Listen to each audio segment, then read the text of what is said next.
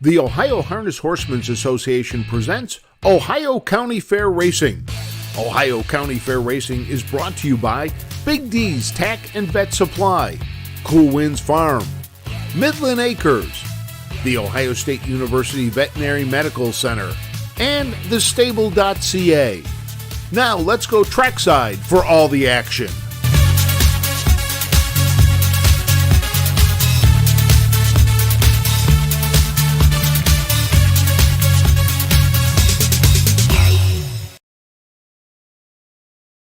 Howdy, howdy, welcome to the 112th Pike County Fair, live from Piketon, Ohio.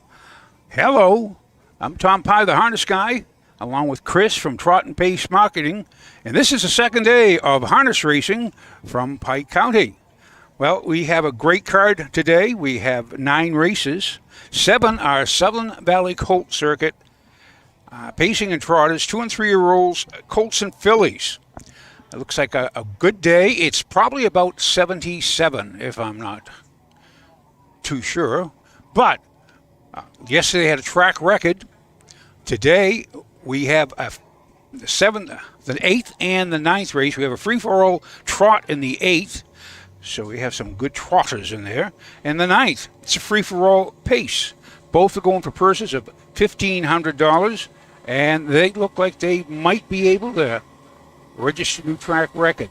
It's going to be great racing today. We have a good crowd, good weather. The track looks super, wicked super. And we shall be back with more info after these few short messages.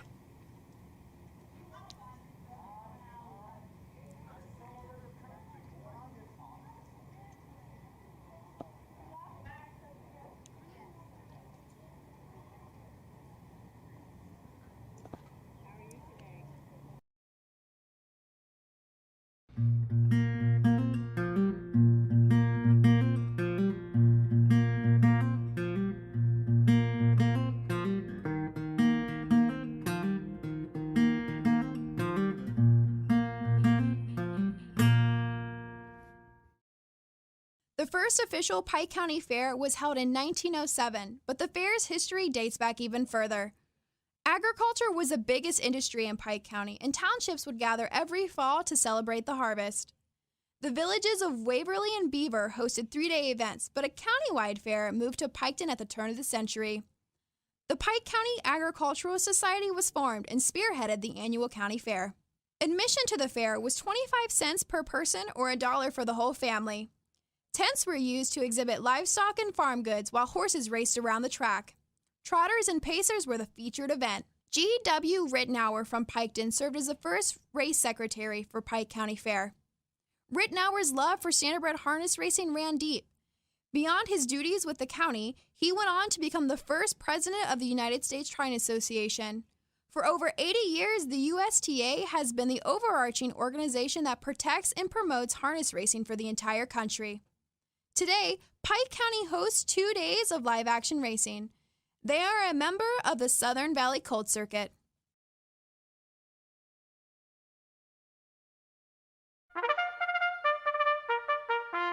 They're often racing in the Southern Valley Colt Circuit. Catch the excitement of Ohio harness racing at one of the county fairs in the Southern Valley Colt Circuit. For over 150 years, people have gathered at county fairs to cheer on their favorite racehorses. Keep the tradition alive. Visit one of the 10 fairs in the Southern Valley Colt Circuit this summer. Horses, racing, and winning. It's the Southern Valley Colt Circuit. 10 great fairs in southeastern Ohio.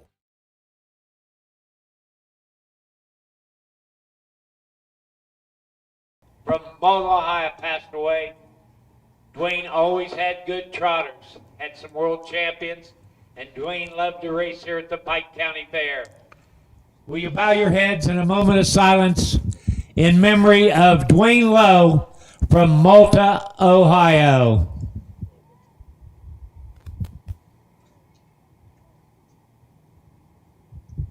Thank you. Mutual windows are open. Win, place, show, perfecta, daily double. Wager early, wager now. Keep them coming for the first. Bring them right out on the track for the first. That's one of the nice things about the Southern Valley Colt Circuit. In fact, all the circuits, the 4 circuits we have here in Ohio, they remember their own. And again, the Rose of Malta, Twin City of McConnellsville, right across the river. He's a well-known and well-established breeder and trainer and a driver. So here on the first, coming up, as we have our announcer Chris Patterson, the man of the Southern Valley Colt Circuit. You hear his golden chords throughout the summer, as he lovingly calls it, the Hillbilly League. But this is a Just in, ninth race. Scratch the 3, I like him trashy. 9-3, I like him trashy is out. This is the first race.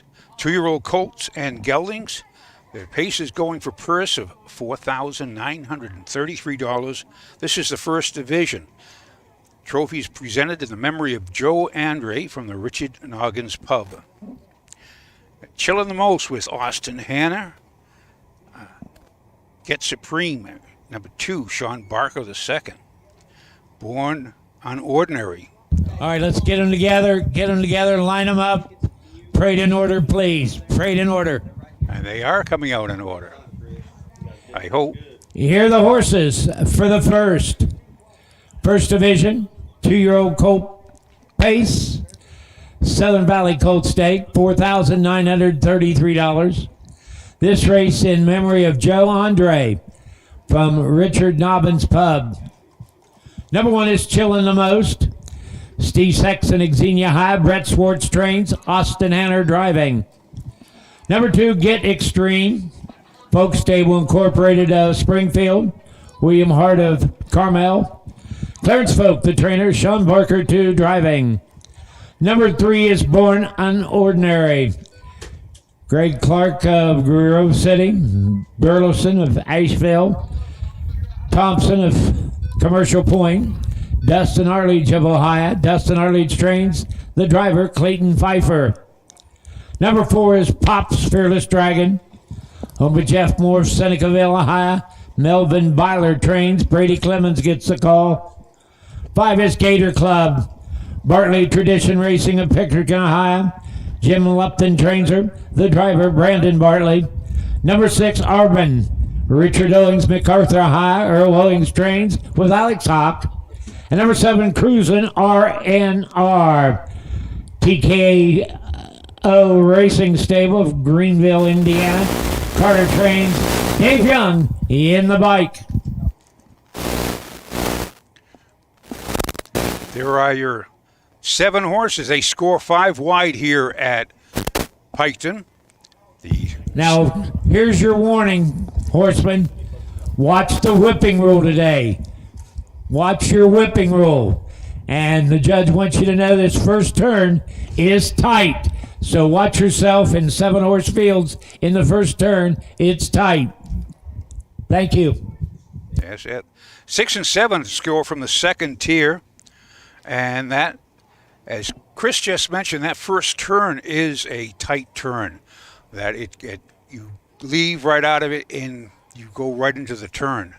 So you do have to watch your horses because if a horse goes in a turn, they shorten themselves up. Some shorten themselves up more than the others, and of course that's why they have a little dust bowl there sometimes.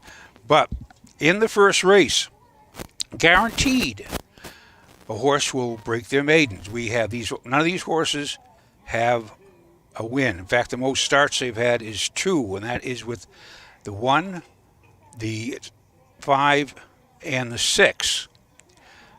Now, scaring it down there, the times they show 2-7, 2-4 on Chillin' the Most. Your starter today, Mike Wapkenberg. Mike's a starter at Raceway, Dayton Raceway, Miami Valley. Got most of the county fairs, and again, he'll be starting the Little Brown Jug in Delaware, Ohio. The Jug's the third Thursday in September. Also, Mike's the head of Superior Sulky Company. He owns it. For you horsemen, he's got new and used jog bike, race bikes, harness, all your tax supplies for horses. Deal with Mike. You can save money, and he'll bring it to you to the next fair. Superior Sulky Company. See Big Mike in the starting gate. Gates rolling, race 1. I'm going to go in memory of Joe Andre. Steve Carter trainee, Cruisin' RNR. This is his second lifetime start, his first lifetime start. He paced in Scioto at 56-2 last quarter in 28 flat. And he is the crowd's choice. They're at the head of the lane. They're at the top of the stretch. 2-year-old Colt Pacers. Here they come. Pike County Fair from Piketon, Ohio. Off-stride, Born Unordinary. Here up and facing. Gator Club fires quickly off the gate for the lead. Get Extreme will get away second. Chillin' the Most came away third. Pop's Fearless Dragon is fourth. Racing 5 is Hawk with Arbin. In at the rail. Cruisin' RNR and the trailer. Born Honorary broke before the start. Down the back lane they go. Gator Club on the engine by a length of the quarter. Get Extreme and Barker is second by the quarter in 32 seconds. Racing down along the rail third. Chillin' the Most. Racing fourth. Bob's Fearless Dragon. Arbin is fifth. Cruisin' RNR. And Born Unordinary the trailer. Off that far turn down the lane first time. Gator Club roaring on the front end by a length of the quarter. Get Extreme under a big hold second. Chillin' the Most is third. Up on the outside, Arbin by the half, 105-1. In at the rail, Bob's Fearless Fashion. Cruisin' Bar up on the outside. Around the turn they go. On top, Gator Club, and Bartley calls the shots by a length of a quarter. He's got the whip straight up. In at the rail, Get Extreme is second. Cruisin' RNR on the outside third, up the inside fourth, Chillin' the Most. 3/4, 135-1, and they're chasing Gator Club on top by 2 1/4. Get Extreme. Barker's giving the perfect trip second. He'll angle to the outside. Head down the lane they come. Gator Club digs in. Get Extreme coming at him on the outside. Coming to the wire. Gator Club. Get Extreme. Arbin got the show dough. 2:04, 1/5. Gator Club. Aha. And they're down the half in 5. Through in the 32nd quarter at the backside when Cruisin' RN tried to make a move, put a little damper to his plan. Then they came home in 29 seconds flat, a mile and 2, 4 and 1. 5, 2, 6, That's on a 32, 105-1, 135-4, 204-1. Last half in 59. Gator Club, the Western Vintage Colt, first of the season. 5-2-6, just like picking up sticks. 5 went off 5-2. 2 is 6-1, and the 6 was 5-1. The favorite, Cruisin' RNR, was off the board. So this will be interesting. This will pay for your afternoon's fun in the sun here at Piketon. Gator Cub is a Jimmy Lupton trainee, Western Vintage, had a Kaladi Blue Chip by Better's Delight.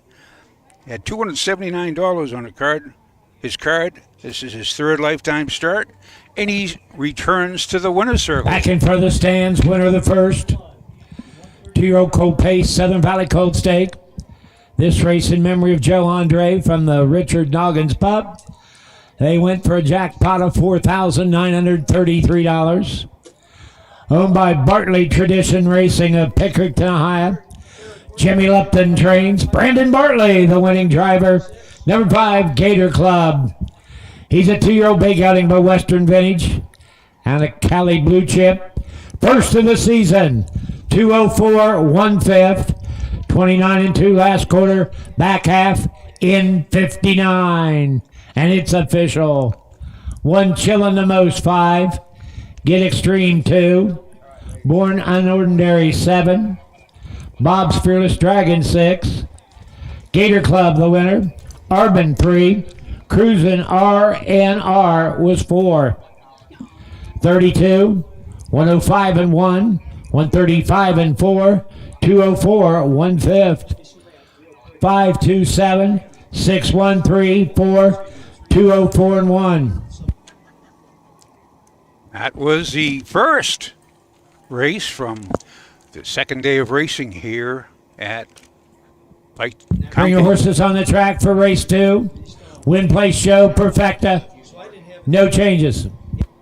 Now, just looking at the tote board, the 5 paid $740 to win, $1440 to place. That's the part of the intrigue here at the county fair. It was all 2. Anyway, we'll be coming up to the second race. It's the first division for the 2-year-old colt and gelding trot. Purse of $5,166 at the Southern Valley Colt Circuit. More racing action, more fun in the sun at Piketon. We'll be back after these few short messages. When you need supplies for your horse, one name stands out: Big D's. Since 1976, Big D's Tack and Vet Supply has been the equine experts you can trust. Whatever your horse needs is available at Big D's Tack and Vet Supply. Visit the retail outlet in Streetsboro, Ohio, or order online at bigdweb.com. Most orders shipped that day, or call 1-800-321-2142. Big D's Tack and Vet Supply. For over 50 years, Midland Acres has provided top-quality Ohio-bred colts and fillies. As a third-generation farm with 500 acres of pasture for breeding to boarding and on-site veterinarian care, we understand the importance of delivering well-cared-for and well-mannered yearlings. Visit us September 17th at the Pickaway County Fairgrounds and get in the winner's circle with the yearlings by Fear the Dragon, Yankee Cruiser, Pet Rock, and Long Tom. Midland Acres, doing our best to bring you the best. Bow River Jewelry has been the premier designers of sulky jewelry for more than 30 years. We incorporate today's fashion designs to create a unique piece of jewelry only found at Bow River. Visit bowriverjewelry.com today. Keep them coming for the second. No changes. And we are back here in Piketon at the Pike County Fair. Again, the first race, was, if you saw the winner's circle photos, you saw one happy groom, one happy caretaker, because this has been a long, rough winter, and of course we're in summer already, but when the colt wins in third lifetime start and does it good with convincingly like that, that means that your job is paying off. So you really do get happy. Congratulations to the winning caretaker, the winning owners, the winning trainer, driver, and the breeder. The breeder, incidentally, was Marion Beachy in Ohio. So we're on the second race. It's a two-year-old colt and gelding trot purse. Total purse of $10,332. This purse for the first division, $5,166. We have 7 young colts and geldings in here, and the 6 and 7 start from the second tier. Now that last race, the 7 was a little bit hampered because they going in the first turn had to take back. You don't want to get in the middle of the first turn and be out in a battle, because that's where it gets really tight. That's the tightest part of the turn. So you want to get your position settled before you go into it or as you come out. So either you're cutting the mile or you're parked. It's that simple. Anyway, from This, we have good sires, Ohio sires. I just swatted a honeybee. They tell me that these honeybees do not bite. Well, they are wrong, because they do bite. And we have anyway, the sires are Storm and Norman, Long Tom, What the Hill, Winning Fireworks, another Long Tom, and Away We Go, and another Long Tom. So we have 3 Long Toms, which is been doing well. Now this is another race that have 6 in it that have not won, but the 2, CT's Ridge Boy, the Steve Moore owned, trained, and bred son of Long Tom out of I'm a Ridge Girl by Tom Ridge. So there's a horse that's a candidate you could call Tom Tom. But he has already won at Washington Courthouse over good track, 214. And that was good enough for $2,862. Last week at Scioto. Keep him coming for the second. Back 3 days ago at Scioto. The beta break was distance, but he did win 214 when he stayed flat. So they have these 2-year-old trotting colts and geldings. Again, once they need starts under their belt, as they call it. Tom DeBomb, the 7, has 3. 6, BL Flying Gun has 3. And 1 Sharp Punk, the 1 has 2. CT's Ridge Boy has 2. The Long John Woody, 5, 4, and 3. They have 1, except poor old Okie Dokie Smokey, the Michael Lowe trainee, and driven and owned. He's blank on paper. He's a What the Hill out of After Dark, out of a can tab hall. Michael D. Lowe is from McConnellsville, which is right across the river from Malta. I asked when I was there a couple of times, when were the bridges, the new bridge and the old bridge, they always refer them to. And I think the old bridge was built in 1914. Before that, you sort of had to either take a ferry across the bridge or swim. Okay, you're all out. Get them together and line them up. Trade in order. Win, place, show. Perfect the wagering with no changes. Have your money and numbers ready. Wager right now. Wager now. We have a bunch of 99 to 1s. The 4 currently. Street Gang with David Myers is 1 to 9. And he's trotted in 202. He's won in 202 at Scioto. And he's been in the Buckeye Stallion Series. He trotted in 2-4. Here are your horses for this afternoon's first division. For 2-year-old colt trotters, Southern Valley Colt Stake. Trophy by Towpath Ready Mix, $5,166. Number 1 is 1 Sharp Punk. Diane Baker, McConnellsville, Ohio. Steve Baker trains the driver, Derek Whitaker. 2 is CT's Ridge Boy. Steve Moore of Washington Courthouse. Moore trains with Scott Cisco. 3 is Okie Dokie Smokey. Owned, trained, and reigned by Mike Lowe of McConnellsville, Ohio. 4 is Street Gang. Charlie Myers, Houston, PA. Randy Stevenson of Bell Vernon, PA. Trained and reigned by David Myers. 5 is Long John Woody. Mr. Dylan Andrew Drumbarger of Old Washington.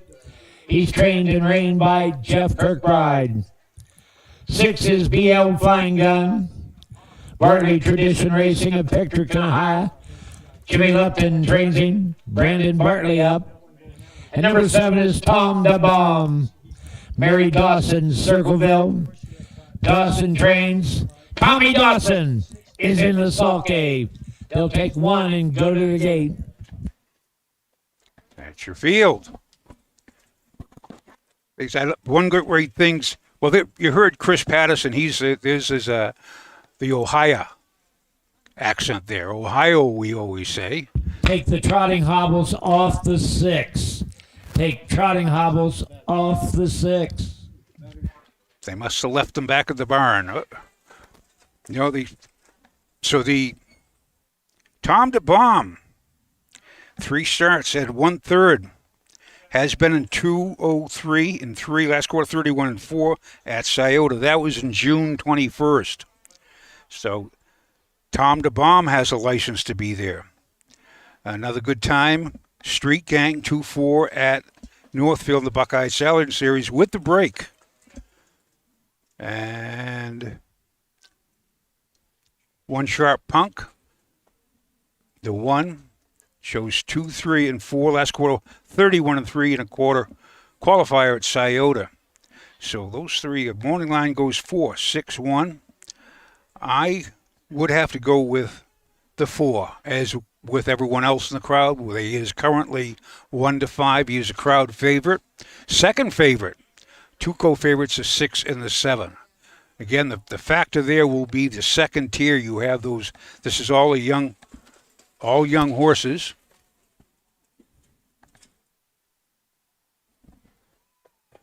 You got that tight turn, and so you got to keep an eye on them. Very scenic here at Pike County Fairgrounds. This is located Piketon itself is located approximately between 55 and 60 miles south of Columbus, straight down Route 23. It's a nice ride, except they have too many police sitting on the side of the road, so you can't wiggle on down to Piketon. You got to go speed limit. They're getting in behind the gate. Mike Wipkenberg starting gate. Ready to go to post for the second. The Southern Valley Colt Circuit's 2-year-old trotting colts and geldings. First division. They're milling around there. Mike has moved. I know Roger Houston is approaching close to 80,000 races called. I would wonder if Mike Webkenberg kept a tally of how many races he has started. Both mind-boggling. Both do great jobs.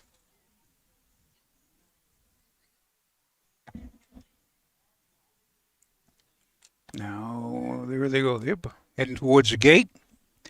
Chris Patterson, our announcer and our impromptu handicapper. He does a good job handicapping. I can't say he does a good job betting, but he does a good job of handicapping, quite like myself. Right now, currently the 4. Street Gang is 1-2. Crowd second's choice is a 7 at 4-1. And 6 6-1. That's just what the crowd here at Pike County likes. Rolling race 2 at the Pike County Fair. They're turning around the top of the lane. Here they come. The gate swings into the stretch, and here they come. Pike County Fair, Piketon. CT's Ridge Boys on a break. Tom DeBomb off stride. They're off and trotting. One Sharp Spunk going for the lead. Street Gang rolls up for Myers on the outside second. Long John Woody on the outside third. Okie Dokie Smokey in at the rail fourth. Bartley with BL Flying Gun is trotting fifth. The trailers is Ridge Boy and Tom DeBomb. Down the back lane they go. Whitaker, One Sharp Punk by 2. Racing second is Street Gang. They're by the quarter, 33 and 4. Okie Dokie Spokey. And the judge, Mike Lowe, racing third. Long John Woody settled in fourth. Flying Gun racing fifth. Off stride. CT's Ridge Boy and Tom the Bomb on the outside, now trotting. They're off that far turn and down the lane they'll come for the first time. The Stormin' Norman Colt, One Sharp Punk. And Whitaker still on top, and Derek gets him to the half the way he wants to. They're by the half, 106-2. Street Gang and the Logan Kid racing second. Okie Dokie Smokey is third. Long John Woody. Here comes Bartley with DL Flying Gun. He's now fifth on the outside. Down the back lane now Trot. One Sharp Punk digs in by a length and a quarter. Street Gang and Myers comes to the outside second. Okie Dokie Smokey and Low third. 3/4, 138-2. Around the turn, One Sharp Punk by head. Street Gang coming at him on the outside with Trot. Okie Dokie Smokey is third. Long John Woody fourth. They're at the top of the stretch with Street Gang on the outside. One Sharp Punk dig it in. Outside. Okie Dokie Smokey, give it to Street Gang. Dave Myers, Okie Dokie Smokey, come late for second in 2:09. And he was cruising that last quarter in 30-3. Looked like a 1, 3, 4. Excuse me, 4. We'll wait for the official rundown. 4, 3, 1. Well, I had to try. 33-4. 106-2. 138-2. 209. Street Gang. The winning fireworks colt, first of the season. Street Gang at 4-3-1. I had the trifecta block. I want to remind you fans, next week I'll be at the Athens County Fair. Athens race is Friday night at 5, and then Saturday at noon. Athens County Fair, Athens, Ohio, with pari-mutuel wagering. Friday night at 5, Saturday at noon. A lot of racing coming up here in Ohio. All summer long, all year long. Street Gang winning fireworks. Philly City Hall. The Angus Hall. And incidentally, if folks want to log on to www.ohha.com and homepage, scroll down the middle, you will see free programs so you can follow along with us. We want to say hello to all our viewers from all over the world today. It's, I know we have Ireland, we have Canada, Switzerland, we have Germany, Sweden, England, Italy. 4-3-1 official. Back to the winner's circle, winner of the second. First division for 2-year-old colt trotters, Southern Valley Colt Stake. Trophy by Topaz Ready Mix. They went for $5,166. Charlie Myers, Houston, Pennsylvania. Randy Stevenson of Bell Vernon, PA. David Myers, Terrains.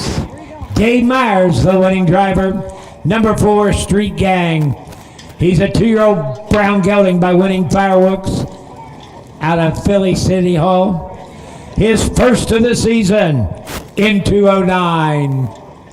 It's official. One Sharp Punk 3. CT's Ridge Boy 7. Okie Dokie Smokey 2. Street Gang, the winner. Long John Woody 4. BL Flying Gun 5. Tom Da Bomb 6. 33-4. 106-2. 138-2. They trotted in 209. 372. 145. 6 on the bottom. 209. Bring your horses on the track for the third. Number 2, Little Myth Molly. Andre Nard drives. Nared. And 4, Cammy Cruiser. Make the driver Clayton Pfeiffer. Clayton Pfeiffer on the 4. So there's your second race here at Pike County is complete. And that's a new lifetime mark for the son of winning fireworks. Congratulations to David Myers, Charles Myers, Randy Stevenson, and Wayne Shadow Your back. attention, please. The mutual's just called. This third race is going to be a trifecta. This is going to be the only betting trifecta race of the day. Trifecta, you got to pick them 1, 2, 3. Normally a good payout. Third race is going to be the one and only trifecta today. All right, well, so they, just with the quick note, the trifectas, we don't need the trifectas. Exactly that race paid $27.80. Daily double, 5-4 paid $19.20. That was with the $3 horse. We'll have more action and more cashing as you come back from Piketon, Ohio, and the Pike County Fair after these few short messages. Your animals provide unconditional love. When they hurt, you want the best care available to help them enjoy life again. The Ohio State Veterinary Medical Center is here for you and for them. From heart disease to cancer, diabetes to broken bones, and 24-hour emergency services, Ohio State's team of experts make a difference in the lives of animals and the family members who love them. The Ohio State Veterinary Medical Center.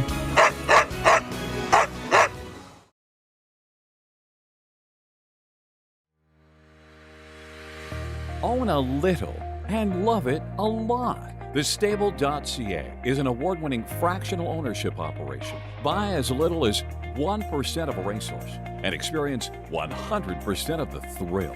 TheStable.ca makes ownership easy, accessible, and affordable. Communication and customer service are at the heart of everything we do. Get started at TheStable.ca.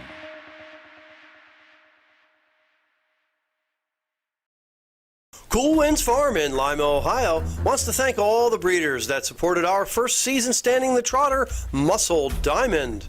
Cool Winds also welcomed the proven sire, Mr. Apples, to our stallion barn. Randy and Kim Haynes also stand the only full brother to some beach somewhere, Bring on the Beach, sire of Heart of Chewbacca. Visit the Cool Winds consignment at the Ohio Selected Jug Sale at Pickaway Ag Center on Friday, September 17th.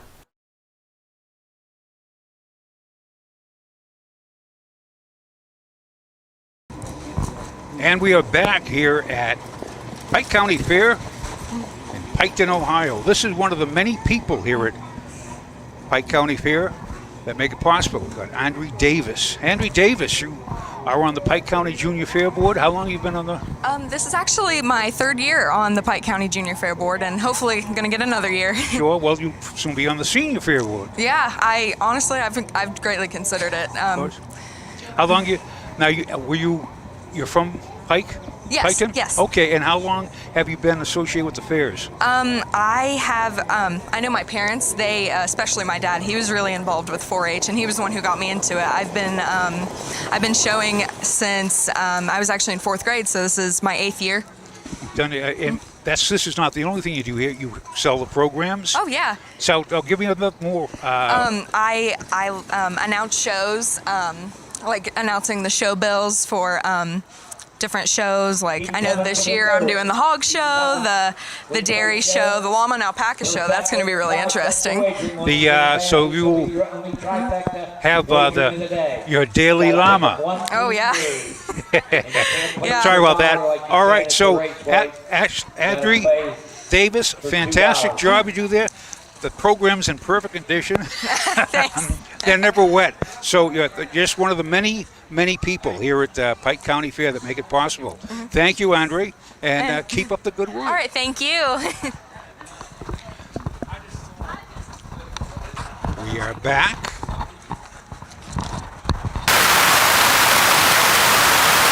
What's that crackling? Okay. So now we're coming up the third race. This is just, again, there's so many people that they volunteer. They do all over Ohio. And they proudly say this is our fair. But the third race with the Southern Valley Colt Circuit 3-year-old fillies. 2 divisions. This is the first division. The paces are going to be going for $4,873. This total purse of $9,746. We have 6 distappers. Now, if you folks haven't heard the word distaff, well, that's from the old medieval day where the wives would always carry a distaff, whatever that is, on the side. I run out of history notes right then. But anyway, we have 6 in it. Lady Sconset with Derek Wadaker. All right, let's get them together. Last one's going to step on the track. Get them together and we'll parade in order. Scores from... Drives the 2, N-A-R-E-D, A-Nard. And 4, Cammy Cruiser, Clayton Pfeiffer. Clayton Pfeiffer on the 4. Okay, from the rail out, we have Rockin' Moon with Alex Hawk. We're going to hold on the post parade and 2's turn for a head pull. Stay on the backside and get the 2 ready to go. Once again, fans, this will be your one and only trifecta wagering race of the day. Wager right now. The equipment change, equipment adjustment. Head pulls are those 2 sticks you see along either side of the neck. That's currently the horse going by has it on the outside. And you have to keep the horse straight to go forward. So a lot of the time, adjustments, sometimes you can have a head pull loose. Okay, keep your horses on the backside. The 2 needs a head pull and a saddle pad. Wrong pad. Can't have the wrong pad on today. But this equipment's very important. They have an equipment man to double check a lot of tracks. In fact, all of the pari-mutuel big tracks have an equipment man. They go by and they ask any changes, because you can't just go out there and change, because you'll get fined by the judges. They got to keep a close eye on all the equipment.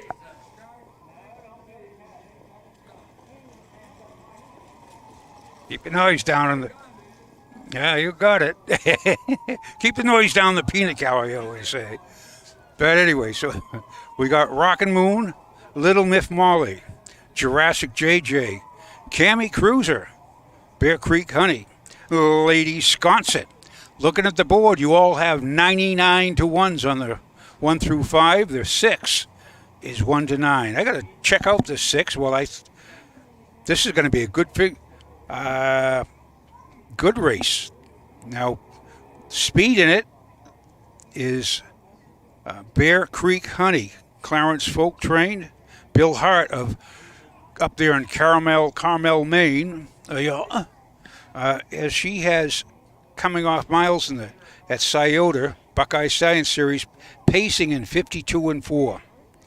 And she has won at Harrington. All right, let's get them together, line them up, parade in order. 2's back on the track, parade in order. Half-mile track in Delaware, 56 and 1.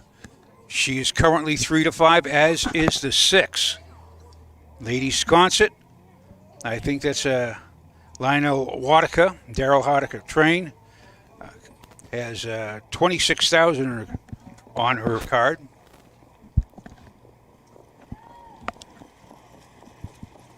It looks like that's going to be between the 5 and the 6, but the 6 starts from the second tier, so that's Here are the horses for the 3rd First Division 3-0 filly pace. Trophy by Sunfish Valley Whitetails, $4,873. 1 is Rockin' Moon, Richard Owings, MacArthur High Hill Owings trains with Alex Hawk. Number 2 is Little Miff Molly, Diane Baker, McConnellsville, Steve Baker trains, A&R the driver. Number 3 is Jurassic JJ. Jerry Welch of Waterford, Eric Nesselrode trains the driver, Brady Clemens. Number 4 is Cammy Cruiser. Andy Malone of Waterford High, Freddie Boyd trains the driver, Clayton Pfeiffer. 5 is Bear Creek Honey, William Hart of Carmel, Maine. Clarence Folk, the trainer, Sean Barker, 2. And number 6 is Lady Sunset. Polly Walker of Zanesville High, Lionel Wadaker, the trainer. Derek Wadaker is in the bike. Win, place, show. Perfecta, trifecta wagering. Nard on the 2. Pfeiffer behind 4. Don't be late. Incidentally, Bear Creek Honey, who has the most money earned this a lifetime, $44,983, thanks to 2 wins, 8 seconds, and 5 thirds in her 25 lifetime starts. She was, incidentally, a $4,000 yearling purchase at the Buckeye Blooded Horse Sale, and as was at the Buckeye Classic previous race winner Street Gang. She was picked up for $7,500, and after that mile, looks like she should do all right for herself.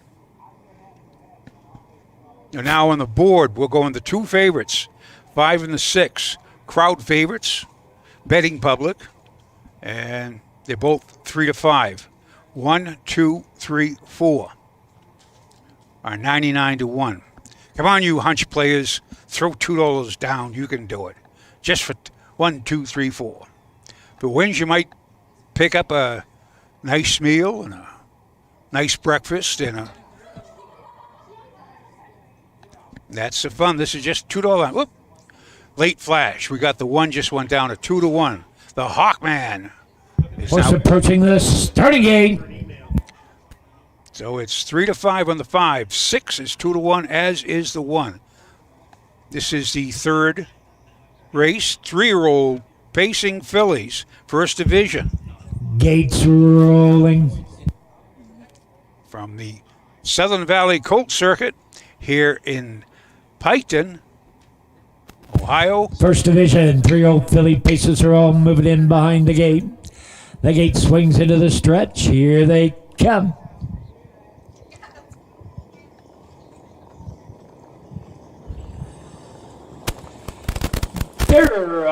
Facing Rockin' Moon at the rail. Molly up on the outside second. On the outside third, Bear Creek, Honey and Barker duck in. Jurassic JJ got away fourth. Racing fifth. Cammy Cruiser, Lady Concept. Down the back lane they go, and Hawk wanted to front in, and he's got it with Rockin' Moon. Racing down along the cone second, and Little Myth Molly, they're by the quarter in 28 flat. Bear Creek Honey, the favorite, in at the cones third. Jurassic JJ is fourth. Racing 5. Cammy Cruiser and Lady Concept off the turn, down the lane first time. Rockin' Moon and the Hawkster on top of the field. Up and moving on the outside. Here comes Bear Creek Honey after the leader. They're by the half, a good 58 flat. Little Myth Molly stays at the cones third. Jurassic JJ fourth. Cammy Cruiser and Lady Concept will come to the outside. Meanwhile, the battle up front. Rockin' Moon at the rail. The favorite Bear Creek Honey now. Boiling up on the outside. And Sean Barker takes the lead with her. She's on her way home. Rockin' Moon is second. Up on the outside. Racing third.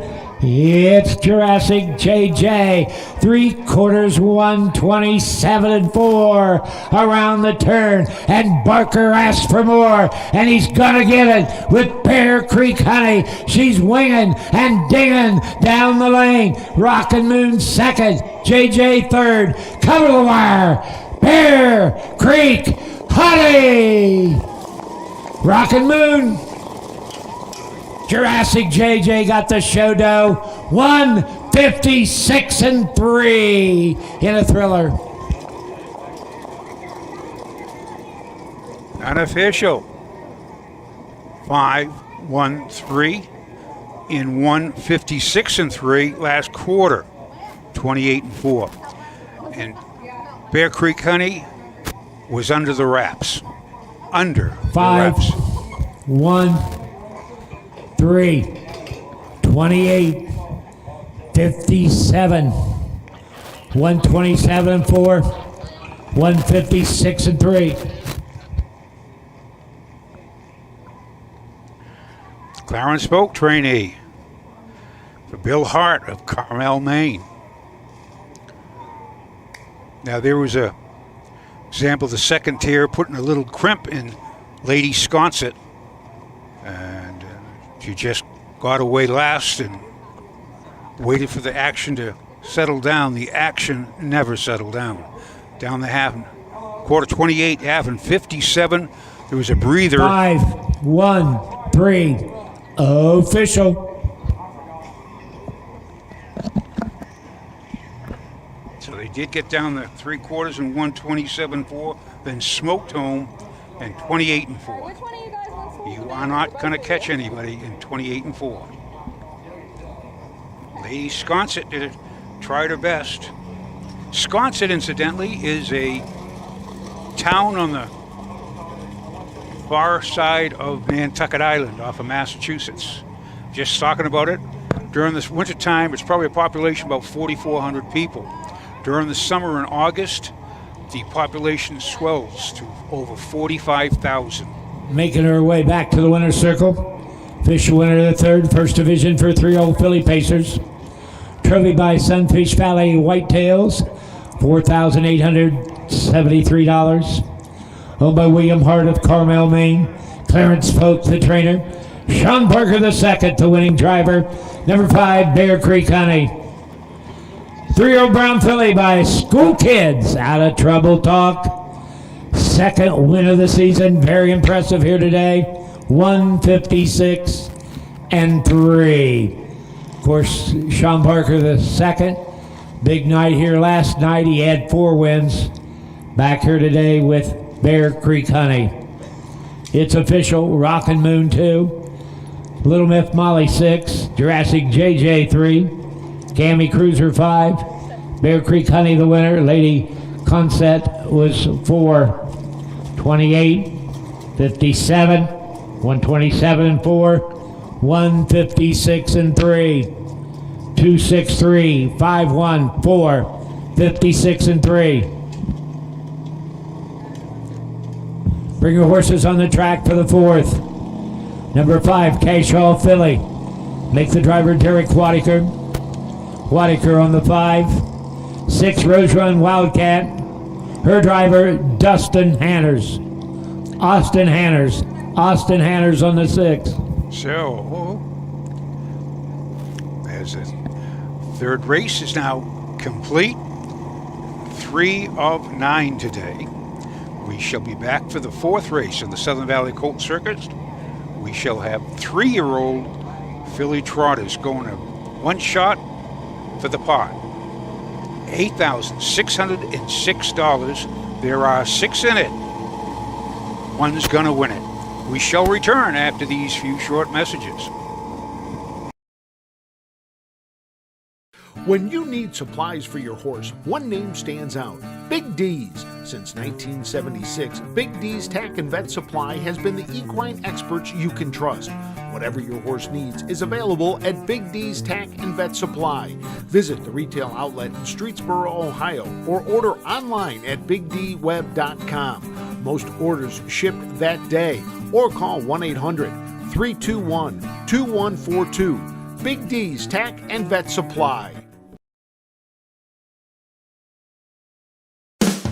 With more than 300,000 horses in Ohio, the economic impact of the equine industry in the state is over $2.8 billion.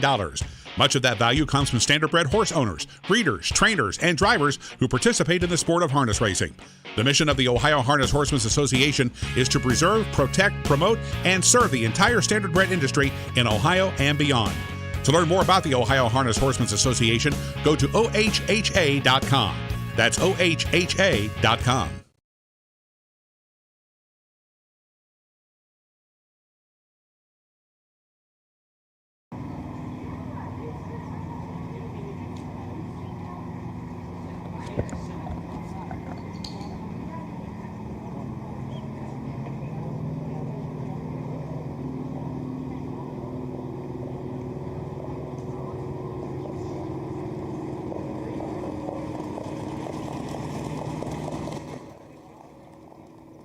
Pike County Fair in Piketon, Ohio. Great race, that 6th race. The Bear Creek Honey, just filly, 3-year-old filly by School Kids Trouble. Trouble Talk. School kids out of Trouble Talk by Badlands Hanover picked up her third lifetime win in 26 starts, put her over the 47,000 money earns.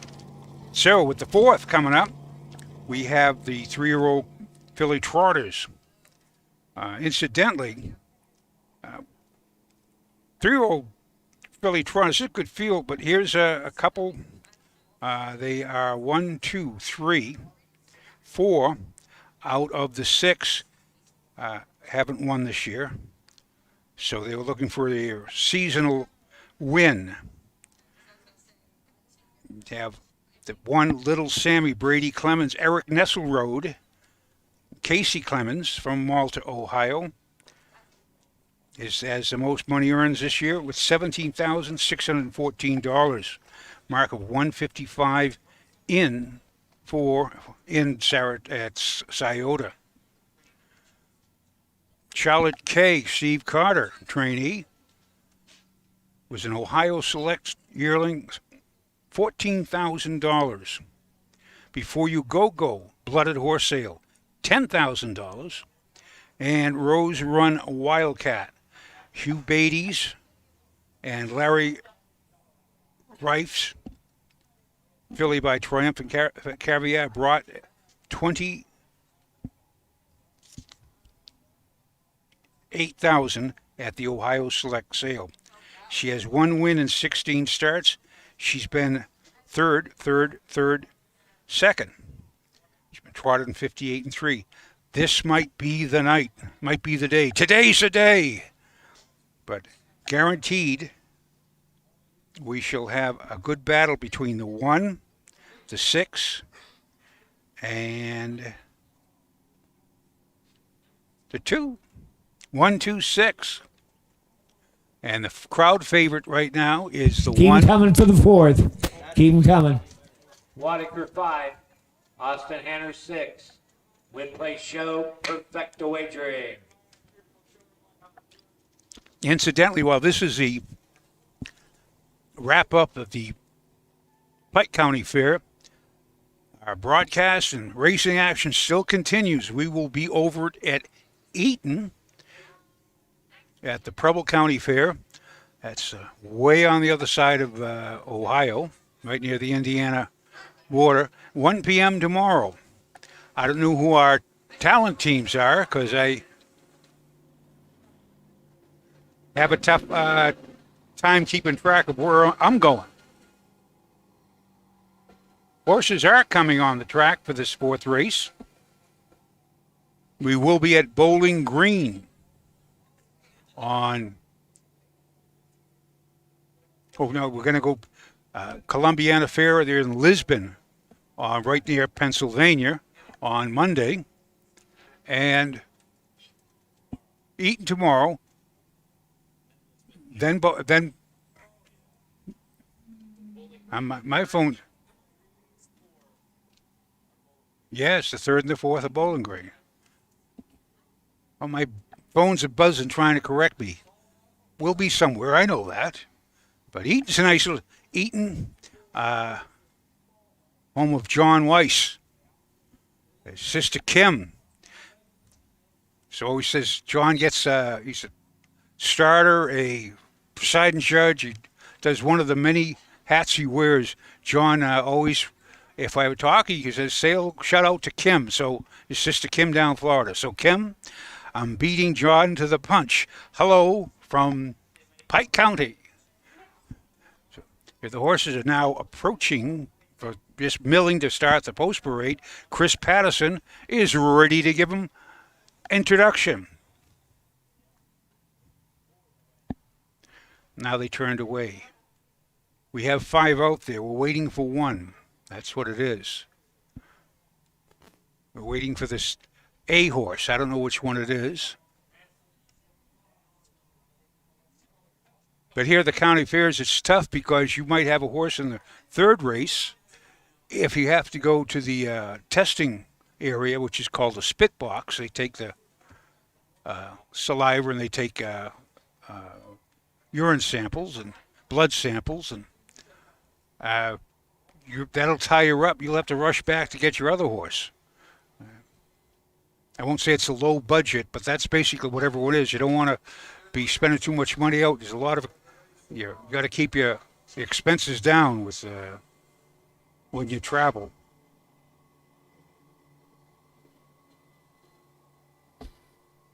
So, Chris, what is the official temperature here?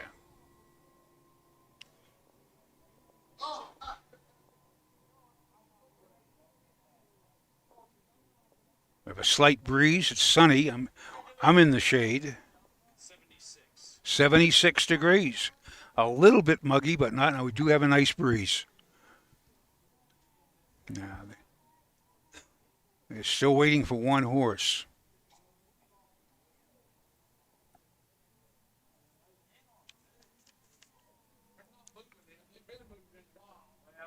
Trying to look on these. Charlotte K has been timed this year, 57. She win at Scioto, 57-1. That's her best time. Little Sammy has won in 55-4 at Scioto. Again, a 3-year-old trotting filly. Time-wise, April Surprise has been timed in 56-1 at Scioto at the Buckeye Stallion Series. It's a good select field of 3-year-old trotting fillies. You have Rose Run Wildcat. Again, that's Hugh Beatty trained, Sandy Beatty trained. She's 0 for 9 starts, has 1 second and 3 thirds, and she's been timed 58-3 at Scioto. So they do have the 2-minute speed in them, except not for the post parade. We're still looking for the missing horse. I see that's a 3, the 4, the 6. I think I see the 1. I think the culprit is Charlotte K.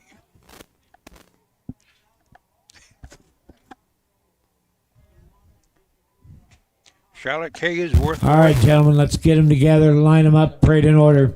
You're all out. Parade in order, please.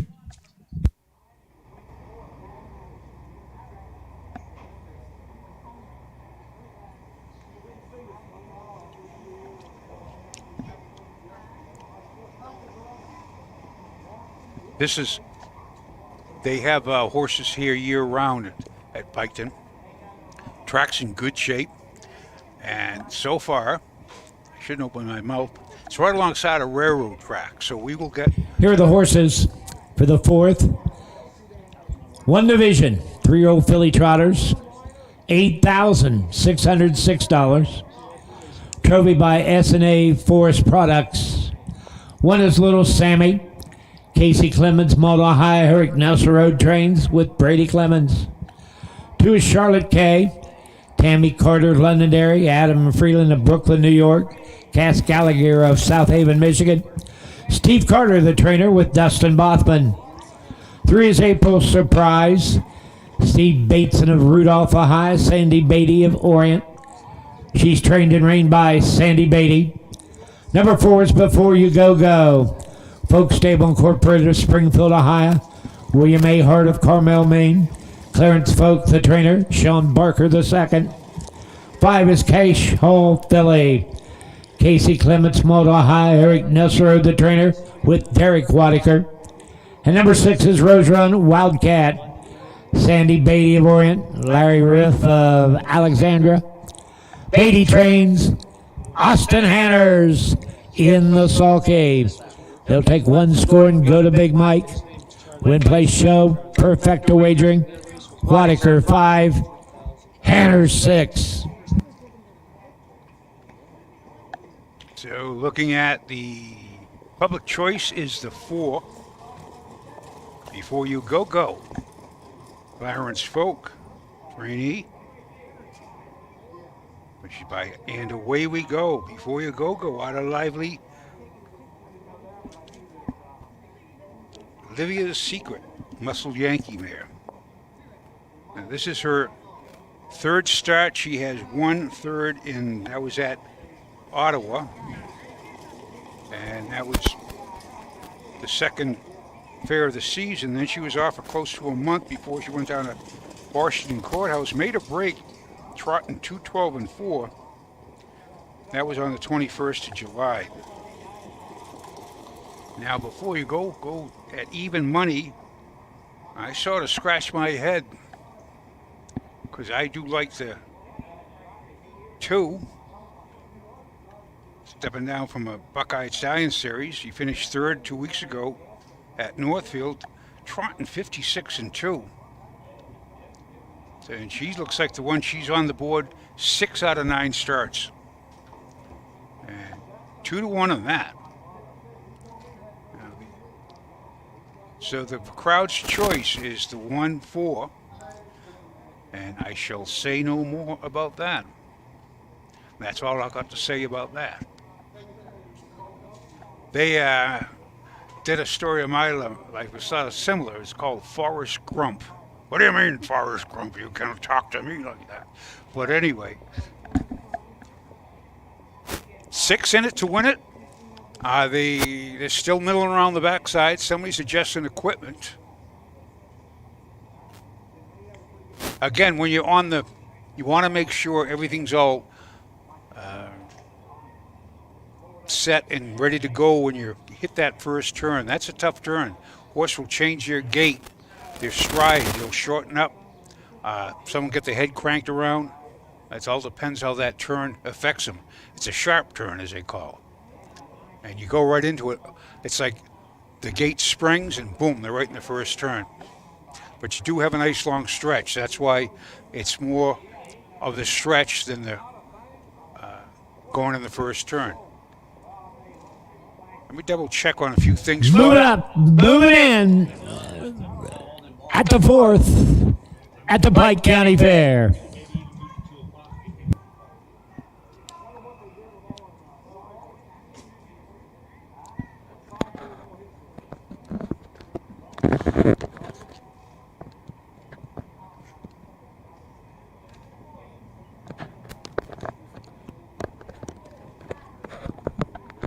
Heather Lane had One division for 3-year-old filly trotters, $8,606. The gate swings into the stretch. Here they come.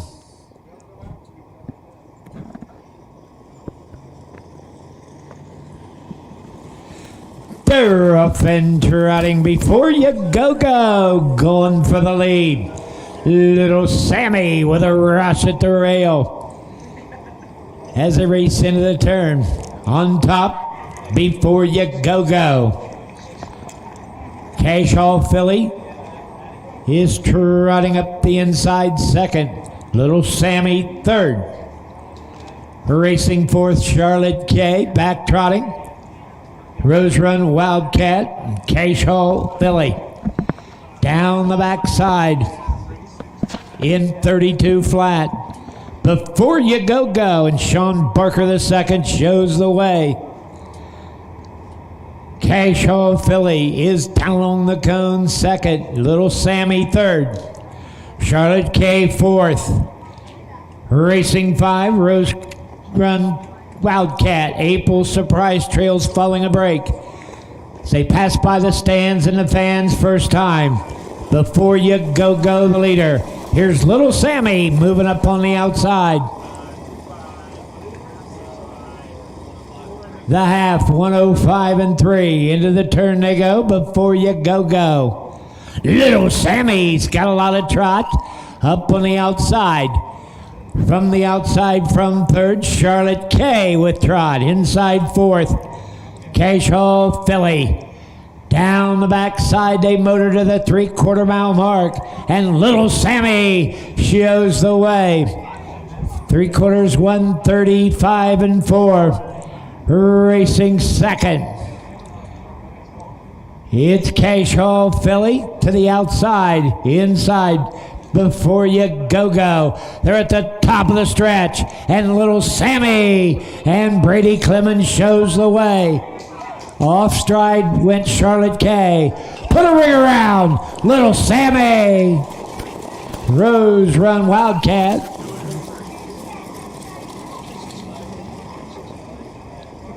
And K-Show Philly up for third.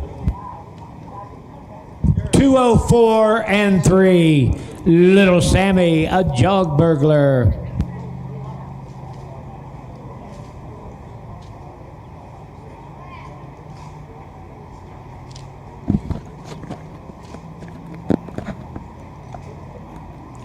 With the last quarter in 28 and 4. 1, 6, 5, 32, 105 and 3, 135 and 4, 204 and 3. Last quarter 29 and 4, back half in 59. Little Sammy, her third of the season. Nesselrow and Clemens strike first and third for the big money, $8,606. That was her third win of the year. She has 3 wins, 2 seconds, 2 thirds in 10 starts. Pushes her up to over $22,000 earned for the year. In the last 5 starts, close to $15,000. Not too shabby. Get to come to the fair, enjoy yourself, and judge calls it official. 1, 6, 5. pick up $3,000 for your trip each time you come on down. 165. Rose Run Wildcat. She made a break coming out of the first turn. But making her way back to the winner's circle. Winner of the fourth. 3-year-old filly trotters. Trophy by S&A Forest Products. $8,606. Casey Clements, Malta, Ohio. Eric Nesselrow trains her. Brady Clemens, the winning driver. Number 1, Little Sammy. 3-year-old black filly by Victory Sam out of BV Legacy. Third win of the season. 204 and 3 with a back half in 59. She was good today here in Piketon, Ohio, Little Sammy. It's official. Little Sammy the winner. Charlotte K 6. April Surprise 4. Before You Go 5. Cash Hall Philly 3. Rose Run Wildcat was 2. 32. 105 and 3. 135 and 4. 204 and 3. 164. 53. 2. 204 and 3. Bring your horses on the track for the 5th. Number 2, Little Dude. Make the driver Charles Bowen. And number 5, Hilltop Image. The driver Clayton Pfeiffer. Aha, so that's the 4th is official. 4th is finished as it's in the books. Just a few things. The 1-6 exacta, 1260 with the 2 favorites. It's a nice little gift. But with the 5th coming up, it is the 2nd division of the 2-year-old facing colts and geldings. This is the final division. The division's going for $4,933. We have 6 in. Again, the 6 starts from the 2nd tier. With that in mind, we shall return to Pike County and in Piketon, Ohio, after these few short words from our sponsors. Athletes, they come in all shapes and sizes. They catch, they leap, they run. Some athletes even come with 4 legs and paws and hooves. When these beloved family members need care, remember the Ohio State Veterinary Medical Center. Ohio State experts wrote the book on exceptional animal care and know how to get our best friends back on their feet. The Ohio State Veterinary Medical Center.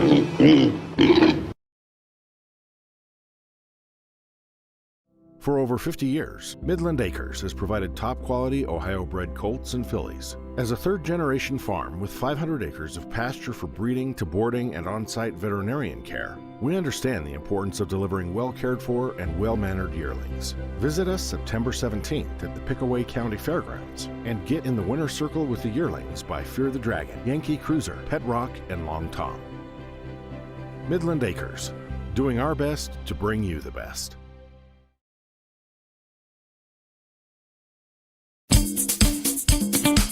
Selling your horse? Sell for free. No fees, no commissions. The only free auction site in the industry. There's no problem selling your horse at harnesshorseauction.com.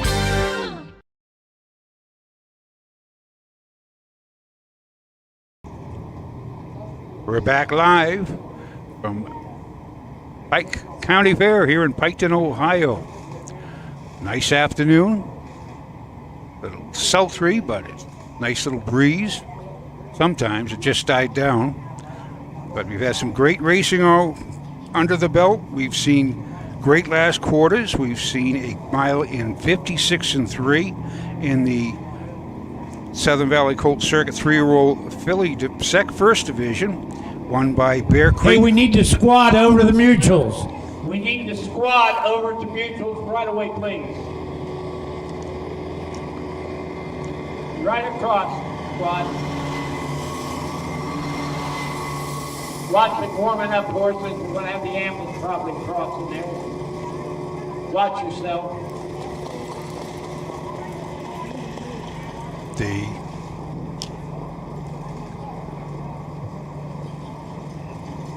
Just one of the Horsemen watching. We're going to have that ambulance probably crossing the track here.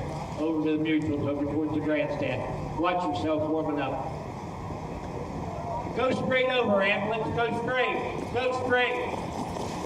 Go across the track, ambulance. Go ahead and go on the track. Well, we're a little problem. The ambulance on the track, you're okay. We've got the horses watching you. There we go. You can get there quicker that way. They are Thank you. They're arriving, so that was less than a minute, actually. Good timing.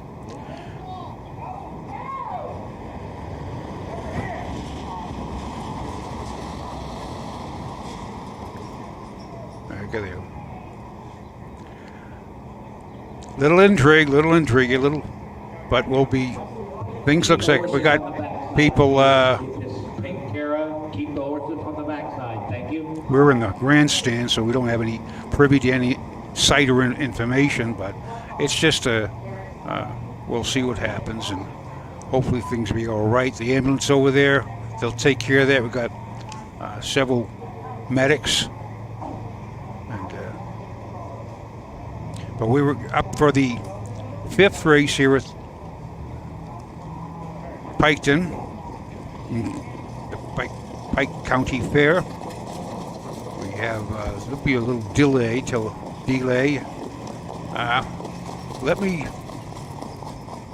This is just all that happens at the county fair.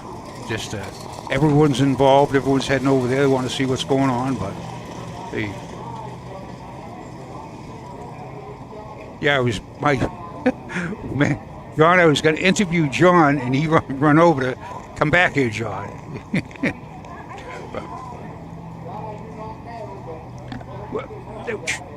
Barner, keep your horses in the barn till I call for you for the 5th. Please keep your horses in the barn till I call for you for the 5th. Again, we'll have a slight delay here. Hopefully. So it's weather like this, could be heat stroke. Anybody sits out in the sun like this, we don't know, so see.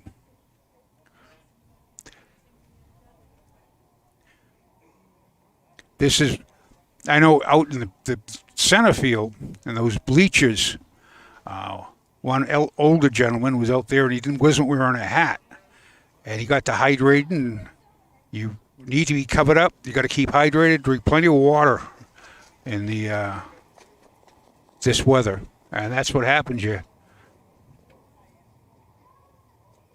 The 5th race is a again, for 2-year-old pacing close together. Geldings will go right downtown. VJ Pandarosa by the Pandarosa out of Caviar Vegas by Dragon again, owned by Tammy Carter of Londonderry, Ohio. Steve Carter, the trainee. Dustin Bothman is in the sulky. Has a qualifying mark of 58-2 at Scioto. That was his very first appearance on a racetrack. Then come back in 58-1, last quarter 28-4. Then it went up to the non-winners of the maidens, paced in 55-1, last quarter 28-2, finished fourth. Mile went in 54-2. His next start was in the slop at Northfield in Buckeye Stallion Series. Went a mile and 57 on the half-mile track. Scored 28-4, and you ended up fifth. The mile in 56-1. VJ Pandarosa is a Buckeye Classic yearling, $27,000. Now has earned $1,515. This is his third start. He's poised for the picture.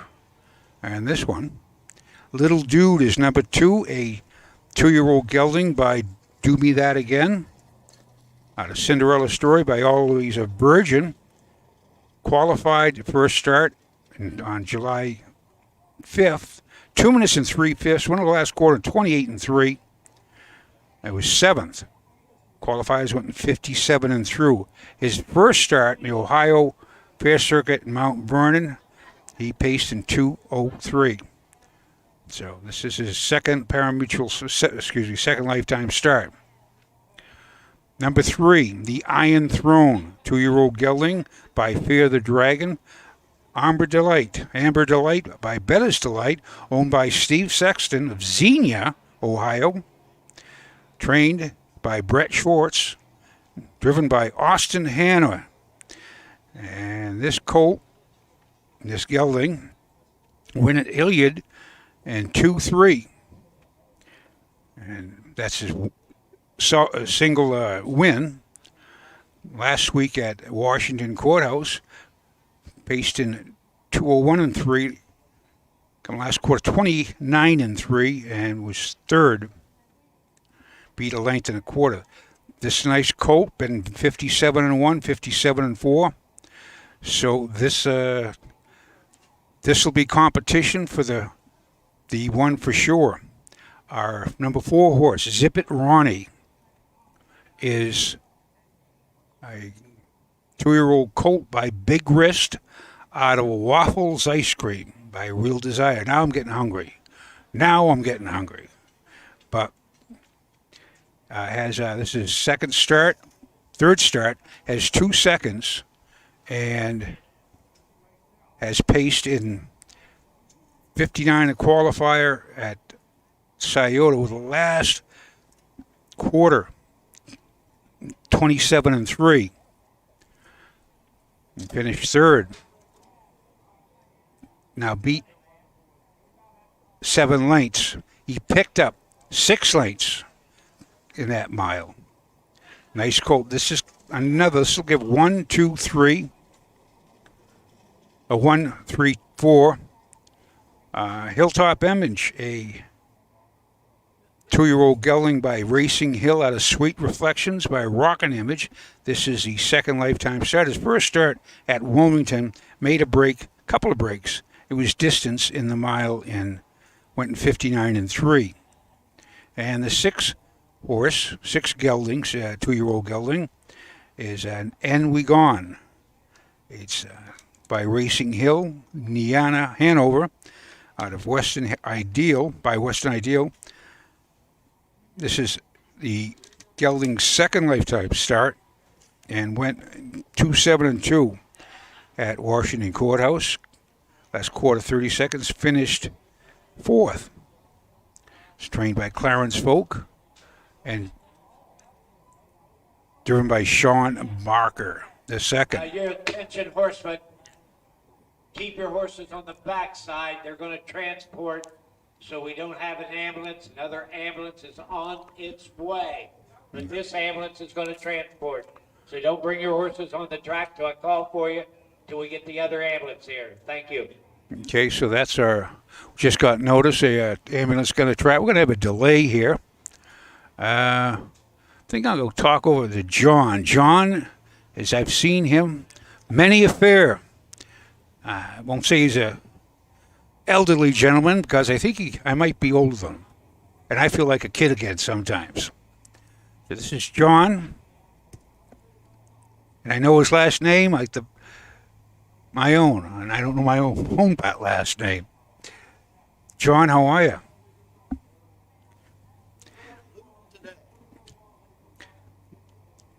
There you go. Oh, you're gonna have that microphone. I just sit here. John, he has a Racing with the Stars shirt, 2019, and I said, I like that shirt. Where'd you get it? You gave it to me. I never give anything. You won it. Now, where'd you win it? John was at. First one I won at Circleville, and the second one I won. Well, there's a microphone now. I said he had. John had seen him at many fairs, but what caught my attention today was his shirt. He has a Racing with the Stars 2019, and I said, "Where'd you get that shirt?" I got this shirt at Circleville. And you said I gave it to you, but I never give away stuff. I award prizes. Now, what did you win that for? Because I remember. The number 3 horse come in that I had a drawing on, and I won at Circleville. And I believe that was our very first Racing with the Stars that year. I believe so. Yes. And I remember there was a Smyrna winner's circle. That was good. I'm trying to think. There's been a lot of $25 Kroger card. Oh, there we go. That was a good. We'll go at Attica, Hartford. I ordered 25, and I asked the winner the next day, "You still got that?" He says, I said, "You spend that card yet?" He says, "Well, man's got to eat, doesn't he?" Didn't even get a chance to get cold.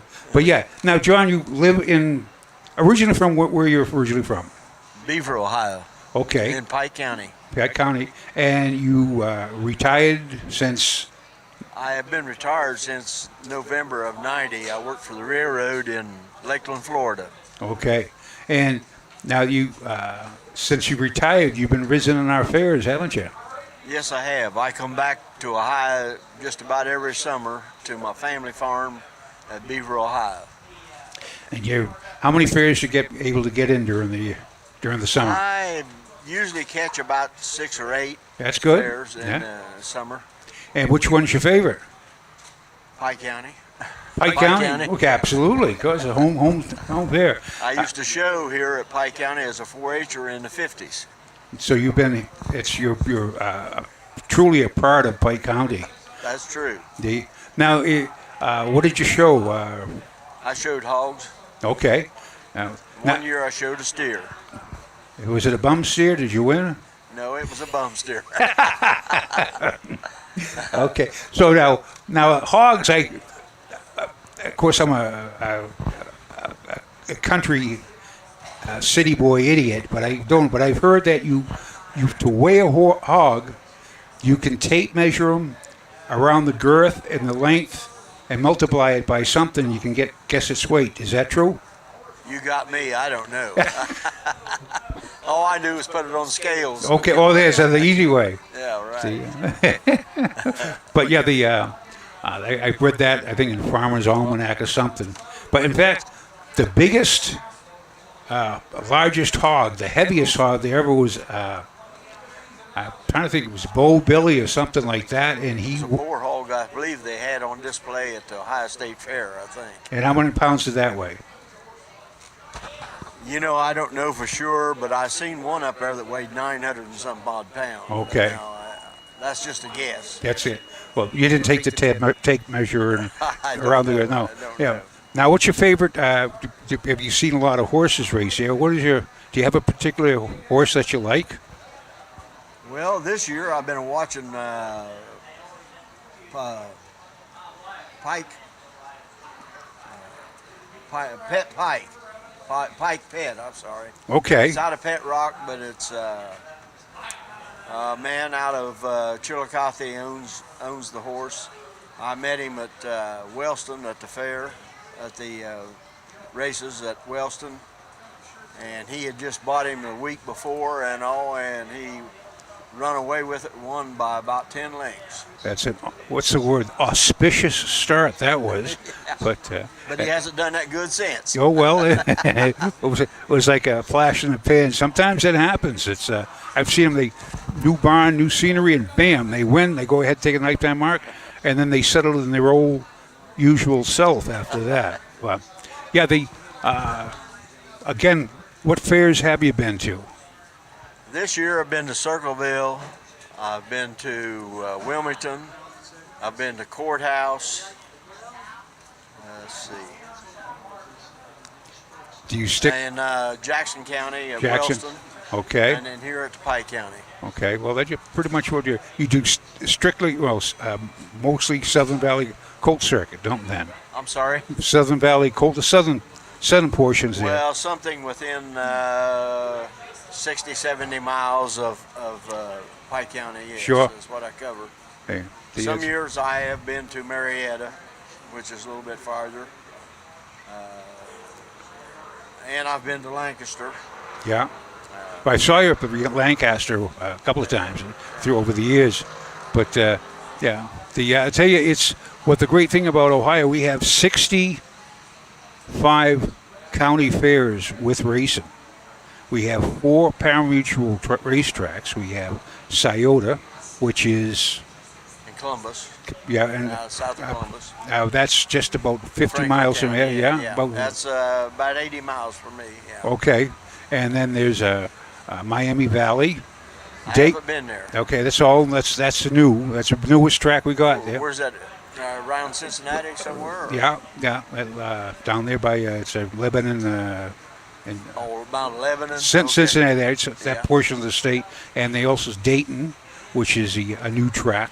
All these new tracks, Dayton was originally held in Montgomery in Dayton, but it'd been there since they even had Goldsmith Maid racing there. Goldsmith Maid was a world champion trotter back in the 1870s. Oh, was that She right? made over $378,000 back then, which is comparative to like $6 million this year.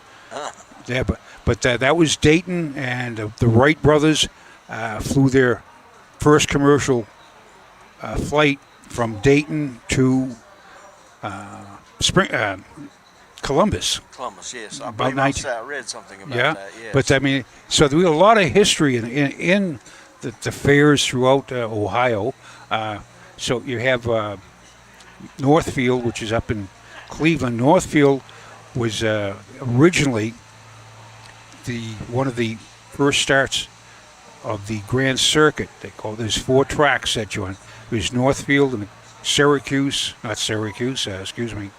Meadowlands? No, this is back in the 1870s, going back there. I see. So that's a lot of history there, which is and you can go by all the great horses. But Pike County, as Ashley Daly with the D's, she gave a great history lesson on the county fairs down here. It was considered one of the better tracks for years. Oh, yeah. So now, when you go back to Florida, what's home in Florida? Lakeland, Florida. Lakeland, Florida. Watch out for that big book there. So, yeah, John. What is it? That was a horsefly, I believe. That was a huge horsefly. I have been to the Little Brown Jug 1 year. And what year was that? I don't remember the exact year it was, but it was the year after Big John won the jug. Okay, now that's It was the next year. relatively new. I could look now if Because they brought Big John out and paraded him around the track. Yeah. And said that he was the one that won the jug the year before. Yeah. I'd have to look. I wish Jay Wolf was here because he's the publicity director and an encyclopedia, a talking encyclopedia of the Little Brown Jug. In fact, I asked him a question I'll start doing something, and finally I'll say, well, I'll have to ask somebody. And I says, I should have asked you in the first place, Jay, because he had the answer right on his fingertips. But yeah, but the Little Brown Jug, of course, that comes up in September. This is the 76th Little Brown Jug. Unfortunately, last year was the 75th. A big celebration, but of course with the COVID, we had the silent running up in the stands. But this year we're back strong. Good to see all the fans back to the fairs. It's a great little entertaining day. And of course, now do you fly or do you drive when you go back to Florida? I'm sorry? Do you fly or do you drive? I have a fifth-wheel camper. I drive. Oh, okay. So you're all... I set up the camper and stay at the farm in Beaver. Okay. How far is Beaver from here? About 10 miles. Okay, so you're right in there. Yeah, so it's a nice little area. What was your... I know... We were originally a dairy farm. Okay. Piketon was a... has the egg plant was. Yeah. But now Piketon was a population about 2,500. Am I right or wrong?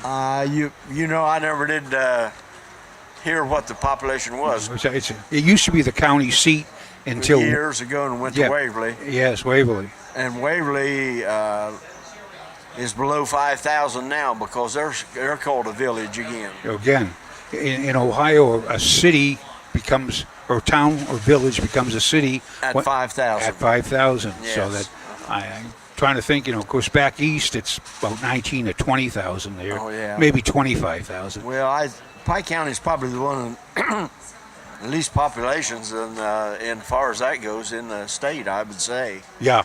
And they don't have very many people.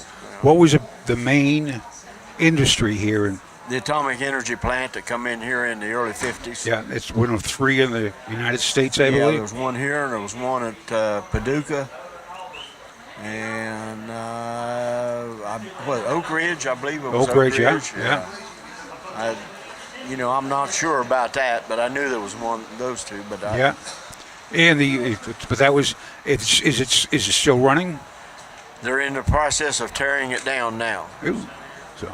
Decontamination and all. Tearing down the buildings, and it'll be a long process, but that's what they're doing now. Okay. That's it. Again, John, thanks for talking. I'm going to stroll around, see how the things coming along, and right now we're just waiting for the ambulance to... you got to wait till another one comes back before they can start again. Yes, they have... I might add, too, that at the Little Brown Jug, my dad, which passed away in '67, used to go up there every year.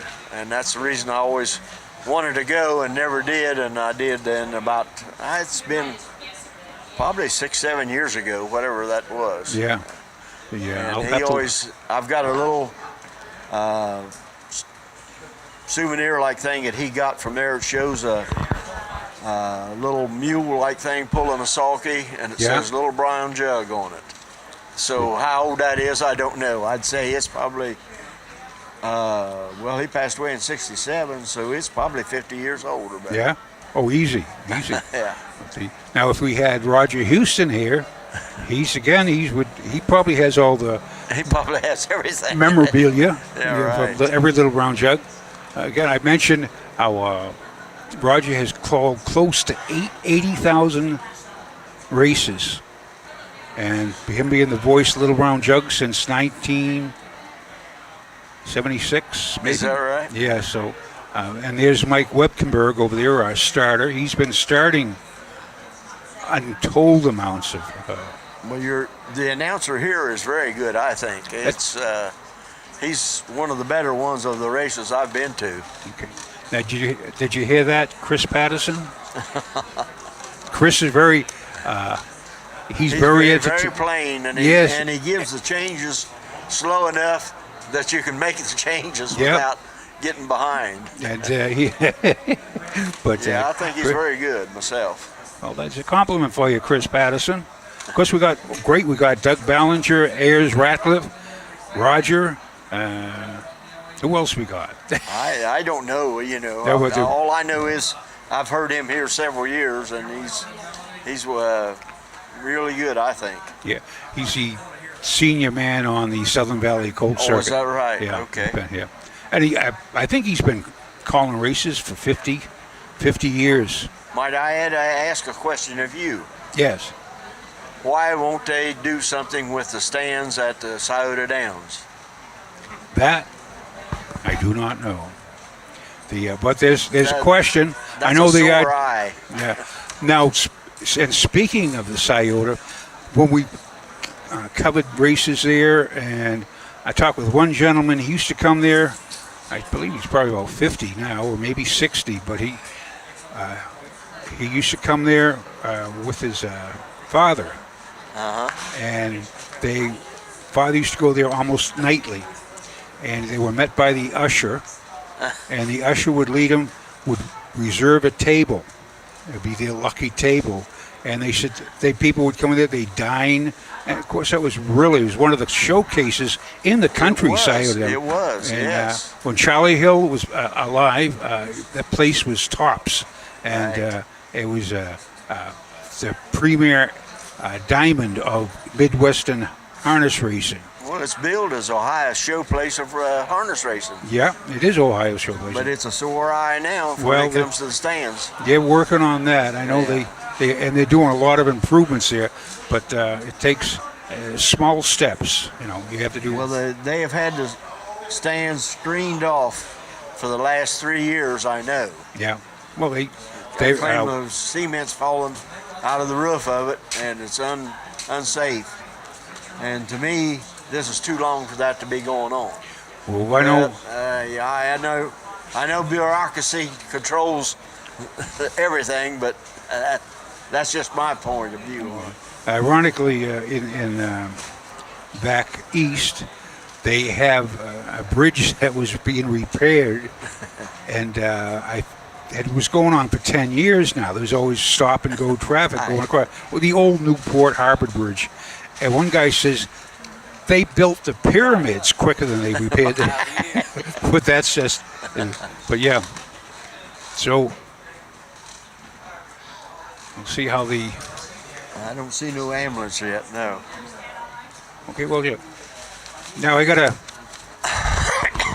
in your Beaver, did Beaver had a high school or was it a regional school? It was a high school. Okay. It was 1 through 12. 1 through 12. I went through all 12 grades out there and missed 1 day of school in 12 years. Wow. My brother, which is 9 years older than me, went 12 years without missing a day. Well, if you missed school, you'd be out working on the farm. Oh yes, yes. So they say, for 5 years of it, I had done the milking every morning and night. Again, if this is about the folks in Ohio, they don't shirk off work. And they get out there, got to be done, it gets done. But now, how many was in your graduating class? 44. That's not bad. That's a good size. That was actually the record for Beaver High School. They shut it down in 63, I believe, was the last year for graduation from Beaver, and now it's called Eastern. They combined Beaver and Stockdale and built a new school. But 44. I graduated there in 1961. I was class of 68. Is that right? Not Beaver. I thought you were close. Well, I'm 77 years old. Yeah. 77 years young and traveling from Florida to Ohio and then visiting all over. That's fantastic. Well, the first 10 years that I was retired, my wife and I traveled in this fifth wheel and went to NASCAR races, 10 or 12 of them a year. The racing's very big around. I'm sorry? Racing's very big around the southern states. Yes, it is. That's where it was originated at, yes.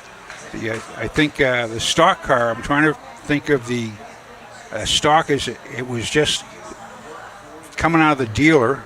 It was stock, and they made all the modifications themselves, bored out the pistons, etc., like that. Darlington was a big place for that, and Daytona. They raced on the beach at Daytona for a few years, and we'd go to 10, 12 races a year and travel. But I think I I burned her out on it. We went to 5 races in 5 weeks one time, and when we got back to the house, she said, "That's it." So she doesn't go with me anymore. That's funny. So you no more now. But now you're an aficionado or a devotee of the harness racing. I enjoy fair harness racing. Yeah, Yes. this is very enjoyable. Yes. Yeah, so. But I'll have to check out that track in Dayton, and also the Miami Valley is the other one at Cincinnati, right? And you can go with what's down by Do Lebanon. they have dates, certain dates? That Right now it's Scioto's doing the summer. Northfield runs all year round, which is up in by Cleveland. But then it comes to Dayton in the fall, Miami Valley during the winter months. So you have is that right? Yeah. So they're smart. They do not try and compete against each other. Right. And at Scioto in Miami, Northfield, etc. like that, you can have a night out, have a great dinner. You have a night of enjoyment. Keep it going. And you have a lounge. You have a lounge there. Lounges you can sit around, make it a really enjoyable night out. And if you hit the little wagering, it pays for it. That's the best part about going to races. But I remember years ago the crowds that used to be there, like at Scioto. You'd see a full grandstand. It's now starting to come back a little bit more like that through the efforts with MGM and El Dorado. They put a good foot forward. I think we might.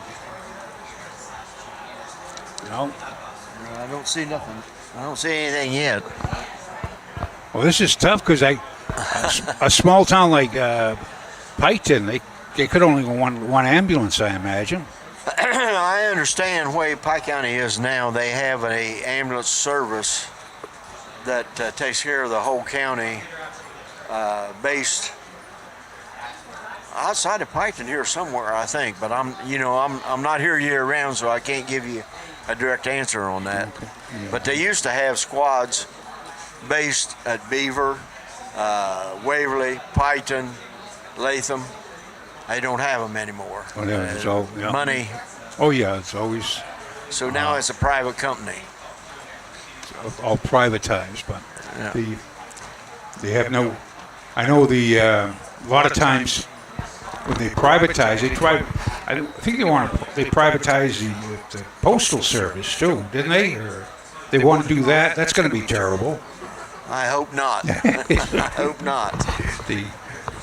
I think one of the things with I think the trouble with the postal service is too many chiefs and not enough Indians. Oh, we have that everywhere. We know that. Right. We have that. And how, as they say. But my dad was a substitute mail carrier back in the 50s. Was he like? Sometimes he delivered the mail, and sometimes he wouldn't deliver the mail. Well, if one of the regular carriers was off, he was a substitute that they would get. Tell you, you see them out. It's the old saying, on either rain or snow or sleet or dark of night, and they're out there. They sure do. Yeah, they sure do. We'd be in bad shape if we didn't have the postal service. Right. I'm still looking. The folks are up here. They're mulling around. Again, these delays. John, it's good to. I'm glad you were here so we could pick up a little conversation. Well, I've never been one to interview, so I don't know how this is going to turn. You are today.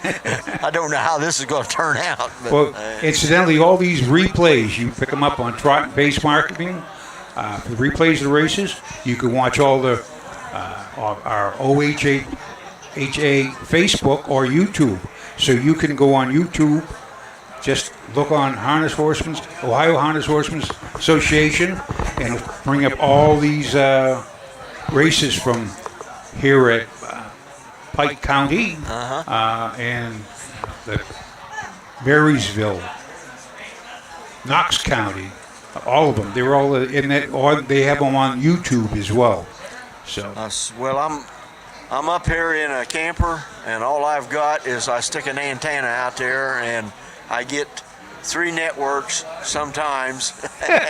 So I have to wait till I get back to Florida. Yeah, where we have this will be a cable little. service. This will be a little. I have no computer or nothing. Whoa! But this will be a little token of souvenir token, which what I did during the summer.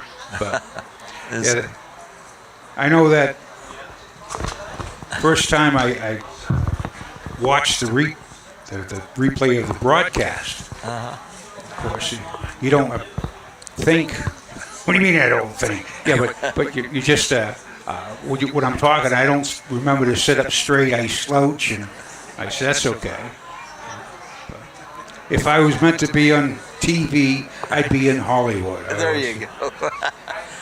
Well, I remember meeting you here, whatever was it, 3 years ago that you first started this?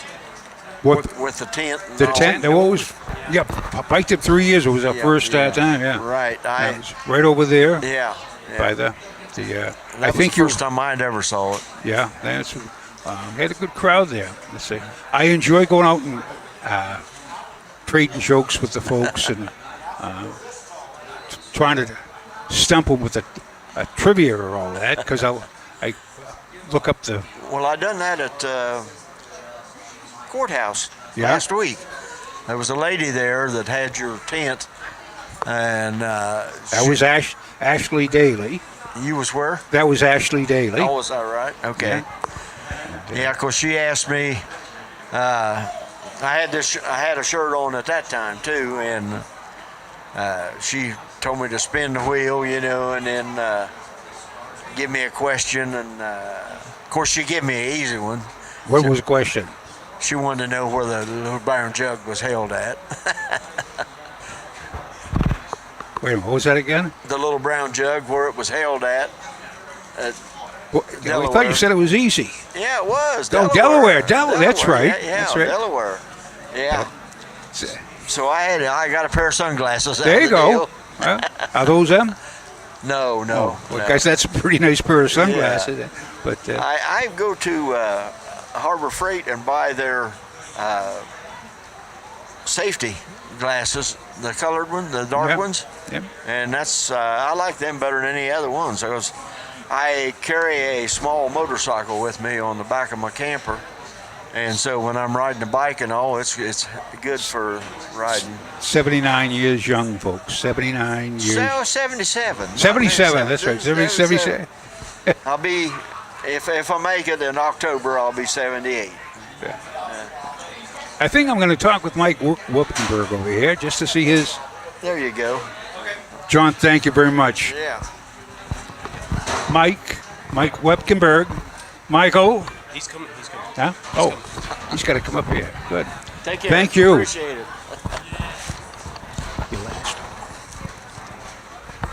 Quinzel. Q-U-I-N-C-E-L. My family came from Germany. John Quinzel from Beaver, Ohio, now from Lakeland, Florida. Thank you, sir. Nice talking with you, and I love that T-shirt. Okay. There's Mike.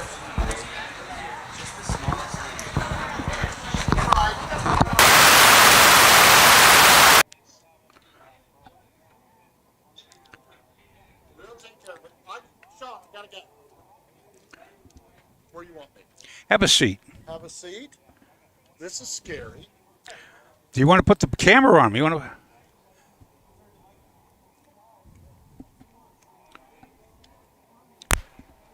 Good afternoon, sir. How are you today? Live from Pike County, Piketon, Ohio, Mike Wipkenberg. Yes, sir. How are you? We're Very having good. a delay right now. Yes, a little. Would you like this microphone? But we've had some very good racing here. Excellent. We've tied or broke the track record on the pace and the trot. Our track crew's done an excellent job. What really helped them, they had 2.5 inches of rain the night before we started. That really made this track alive. Yeah. And they're getting over it really well. And we've had some exceptional racing here in Pike County, Ohio. Yes, I noticed the dust was like nil today. No. My track crew's done an excellent job. Excellent job. Now, we've been talking, Mike. I mentioned how Roger Houston has called over 80,000 races. Mike Webkimber, who's been starting since 96. And we right now average right out 4,000 races a year. And you multiply all that out, that's a lot of races. But for me, each race is very unique. Yes. I love what I do. I love a great start. I critique myself probably more than anybody else. We're just waiting for the next horse race. That's it. And I'll tell you, as you said, each start is unique. Well, yeah, what the public doesn't understand, and obviously I have a parameter of rules that I have to follow, but, I have got different horses who have different abilities. I have different drivers. I have different racetracks. And the adaptability is something that we just have to do a lot of. But again, I love what I do. I think the average person doesn't even see the starting gate. They don't realize, they have no concept how it operates. When I open the wing, my wife who drives has got nothing but a steering wheel. I got all the power setting backwards. And she's going down the racetrack. I got 6,000 pounds of horse glued to me, and I just keep feeding the gas to it, and all she sees is a sharp turn like here coming at her, and some guy in the back just keep throwing more fuel to it. and the public doesn't understand. Starting racehorses, in my opinion, is an art form, because it is an art to get them all together. I believe that I have an advantage because I drove a lot of horses. So when I look at a horse and I look at how that horse is rigged, I got a pretty good idea of what his personality is. And I can tell his personality very quickly. And that has I believe, made me a better starter. Starters don't get near the credit they should, because in my opinion, more horse races are won and lost behind the gate than are ever won at the finish line. Absolutely. And, but we go to all these different fairs. I spend a lot of money on my equipment. I've been lucky enough that my design has become the accepted norm in the world. And I can't build starting gates fast enough. But we've got the nicest equipment. That's the newest starting gate in the North American continent right now. Wow. And it's a 19, I'm building a 20. Now this question, how many starting gates do you have that you use? Because you're at every fair that I see.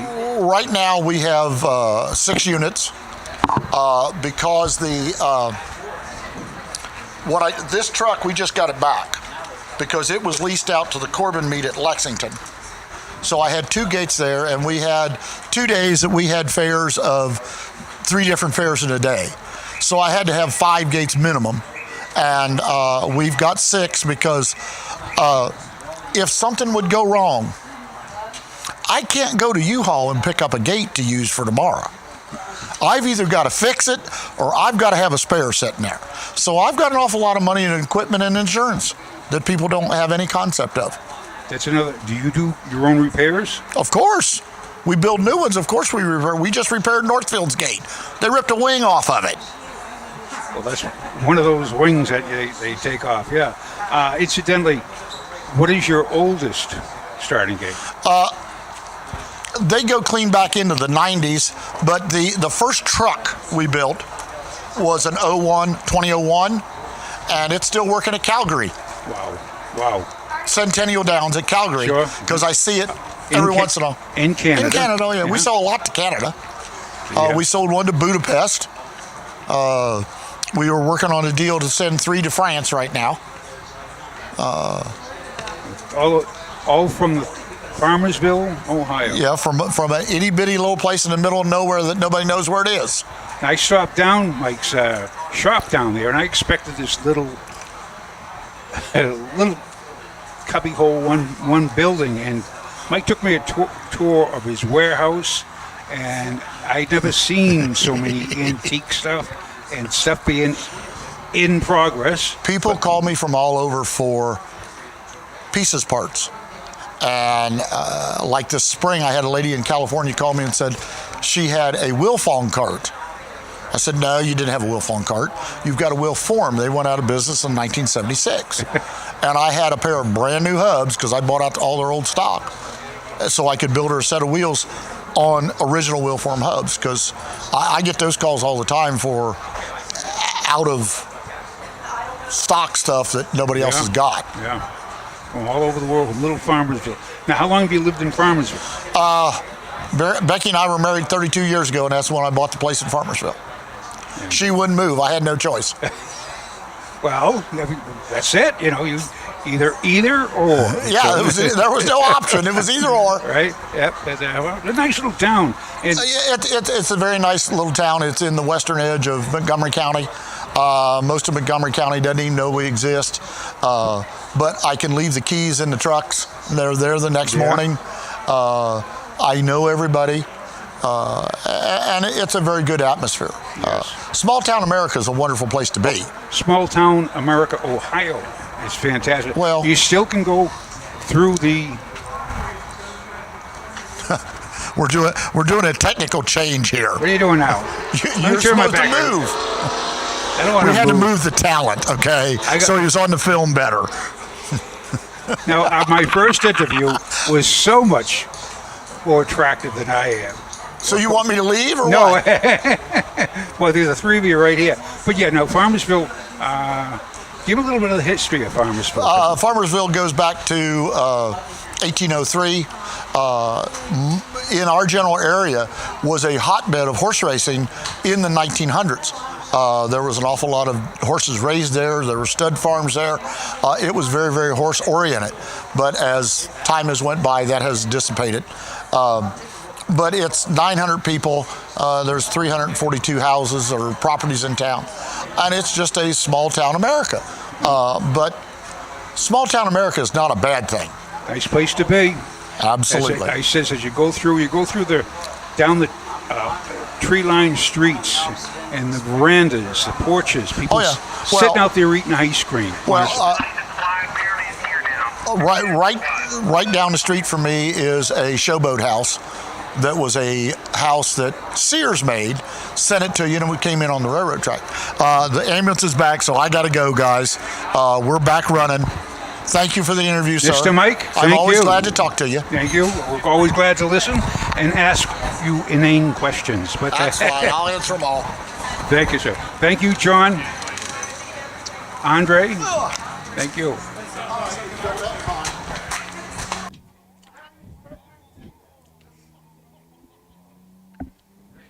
The ambulance is here, so that is good news. There it is. They're just opening up the gate. So thanks to John, Andre, and Mike. Bring the horses on the track for race 5. Bring the horses on the track for race 5. They're filling up that, my nickname, dead air. They filled up my dead air. And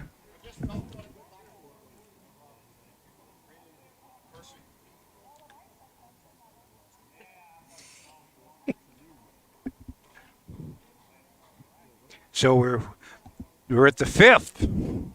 They'll be coming out. Where's my hat? I'm all over the place. 5th is Southern Valley Colt Circuit. 2-year-old pacing colts and geldings. This is the 2nd division. The 1st division was a few minutes ago. That was the first race. They went in 2, 4, and 1, won by Gator Cub and Brandon Bartley.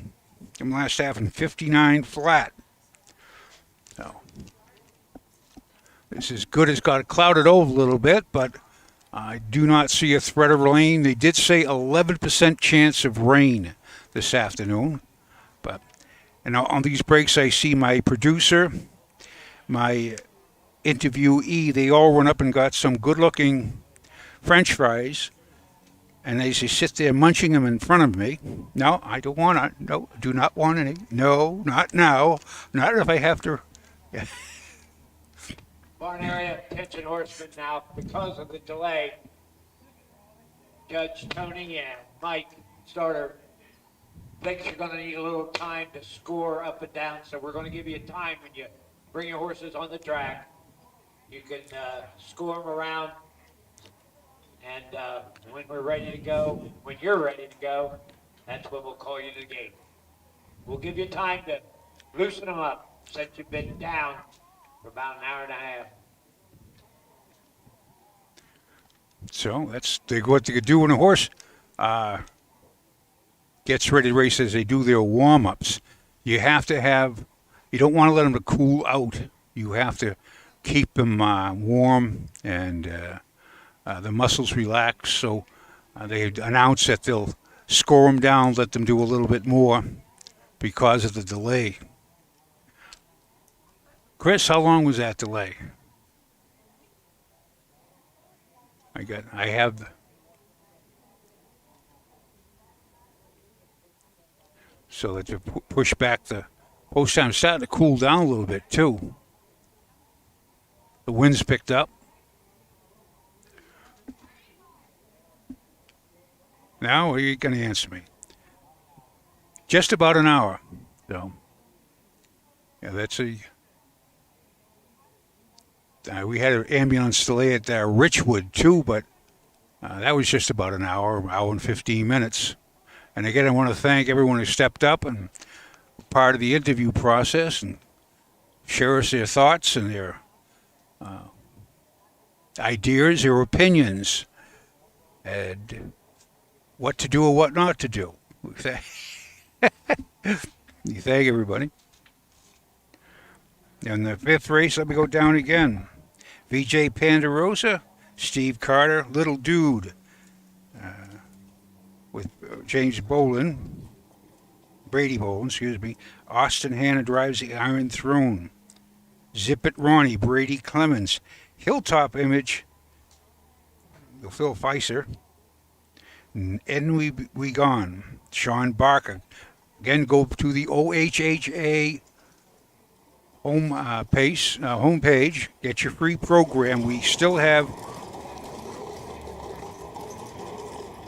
5 more races to go. This is the 5th of 9 from Pike County, from Piketon, Ohio. Our fans stayed up there. They all ran and got French fries.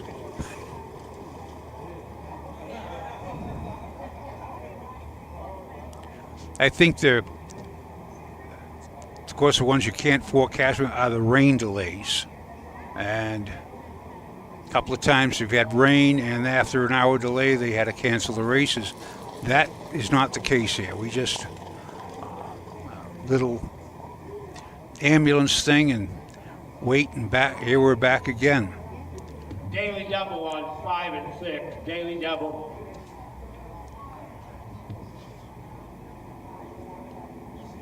Okay, our first. Hey, we need a car boot. Blocking view. Black Suburban. Larry Coppo.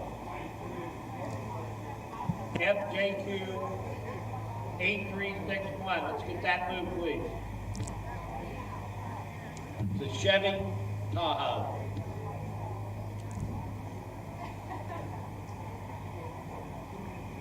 Now again, on this 5th race, there's 6 horses in it, 6 2-year-old pacing colts and geldings. The 6 starts from the 2nd tier. Again, that made a bit of a difference where they had the 2 co-favorites, but the 6 was in the 2nd tier and had to take away last. All right, let's get them together and line them up in post parade. We will do a post parade in the 5th. Here we go. Daily double, 5 and 6. That's a middle double. So here they are for the 5th race post parade, as promised. The 5th from Let's Pike get that County. black Tahoe moved. Blocking view, top of the strap.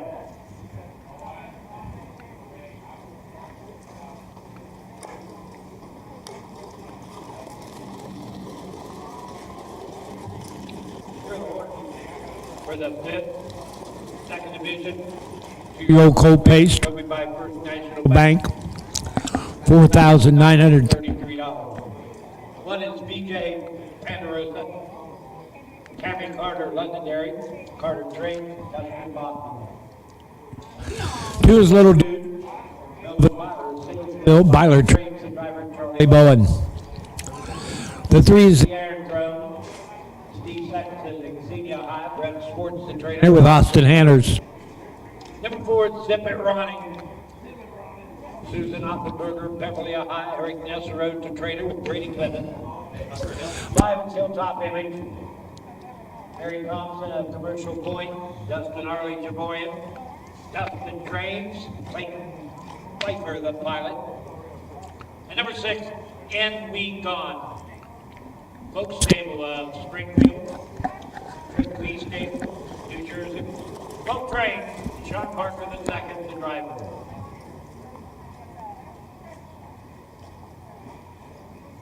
Okay, so here's your field for the 5th.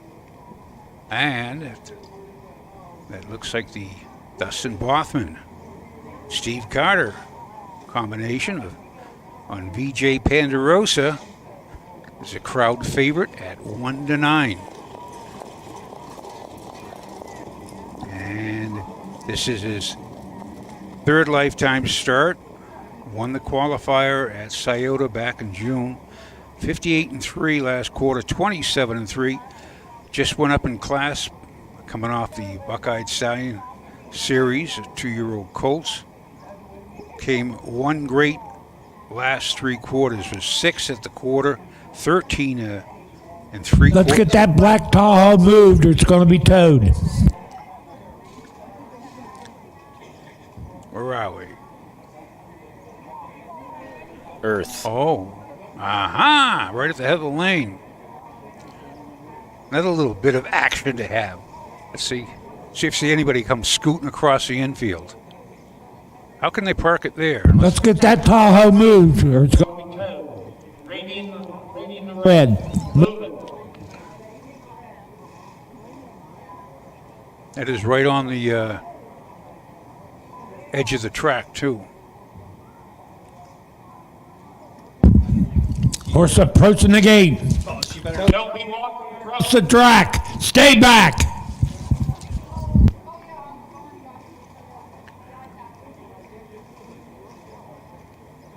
So here they are for the 5th at Pike County Fair in Piketon, Ohio. Southern Valley Colt Circuit. 2-year-old. Second division. 2-year-old Colt Pacers. Top of the stretch. Here they come. Race 5. 6 is on a break. 4. Anyone gone. on a break. There, Big Sig going from the lead, deep and throw. Now on the rail, it's VJ Ponderosa. Moving On the outside is a race to the backside. 3 wide. Goes. Zip It Ronnie. Hilltop Image broke stride. And Annie Be Gone the trailer. Down the backside a motor. Zip It Ronnie up on the outside to grab the lead. Hanners second with the Iron Throne. VJ Ponderosa racing third. Little Dude fourth. 29-3. Around the turn they go. And on top.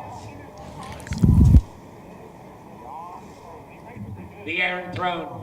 On top, piling to the quarter. Zip It Ronnie's in the pocket second. Little Dude and Bowen checking things out third. Racing down along the cones fourth. VJ Ponderosa. Moving back on the outside.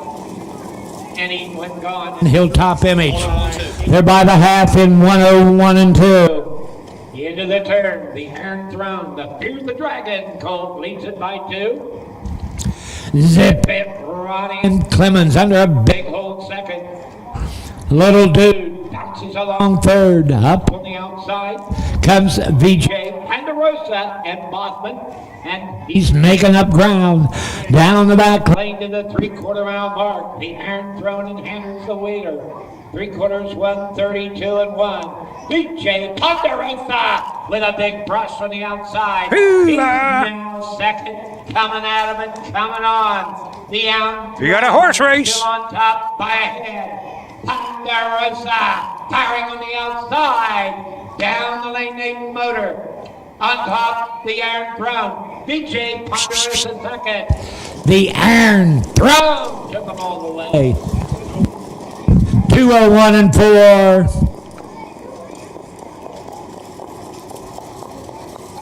Last quarter and 29 and 3. Last half a minute and 2/5. Looks like 3-1-4 unofficial. The Austin Throne, Brett Schwartz trainee, Stephen H. Sexton from Xenia. 1-4, 29 and 3, 101 and 2, 132 and 1, 201 and 4. Second win of the season for the Iron Throne. Newmark, 201 and 4. He won 2 weeks ago at Hilliard in 2-3. The last quarter 29 and 3. Last half in 59 and 2. So that was, he's been showing 57 on his card. He was poised for the picture.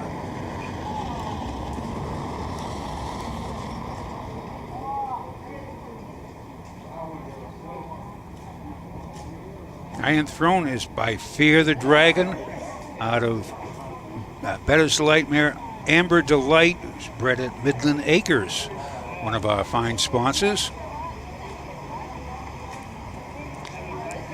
Stephen H. Sexton. Xenia, Ohio. Brett Schwartz. The trainer, Austin Hanner, did the capable steer around the track.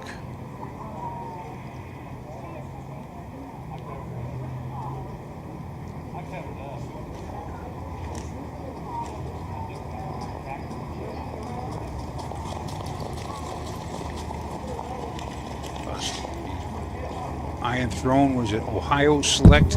In the Winner circle, winner the 5th. the Iron Throne, Steve Sexton, Xenia High. Brett Schwartz, the trainer. Austin Hanners drives. The 3. The Iron Throne. He's a 2-year-old bay gelding by Fear the Dragon. Second win of the season. Lifetime marker today in Pike. 201 and 4. And of course his sire Fear The Dragon. doing quite well this year. He stands At Midland Acres. in Bloomingburg, Ohio. He was a $15,000 Ohio Select yearling sale. Look at those little braids in his. Results official. Number 1, VJ Ponderosa was 2. 2 Little Dude, 4. 3 The Iron Throne, the winner. 4 Zip It Ronnie, 3. 5 Hilltop Image, 6. 6 in We Gone was 5. 29 and 3, 101 and 2, 132 and 1. Newmark for the Iron Throne, 201 and 4. 2, 4, 1, 3, 6, 5, 201. And with that, we will be coming up next here at Bring your horses on the track for the 6th. Pike County Windows are open with no changes. after these words from our sponsors.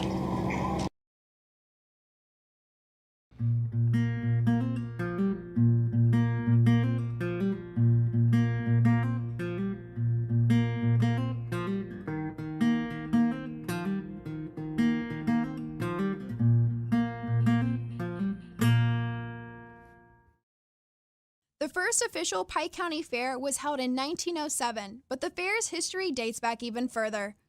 Agriculture was the biggest industry in Pike County, and townships would gather every fall to celebrate the harvest. The villages of Waverly and Beaver hosted 3-day events, but a countywide fair moved to Piketon at the turn of the century. The Pike County Agricultural Society was formed and spearheaded the annual county fair. Admission to the fair was 25 cents per person or $1 for the whole family. Tents were used to exhibit livestock and farm goods while horses raced around the track.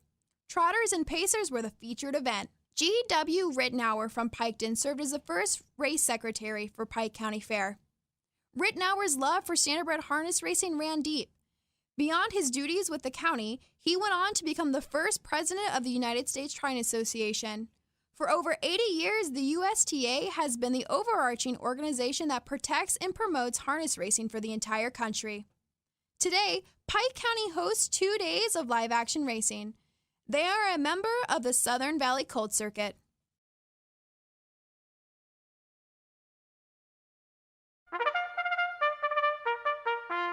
They're often racing in the Southern Valley Colt Circuit.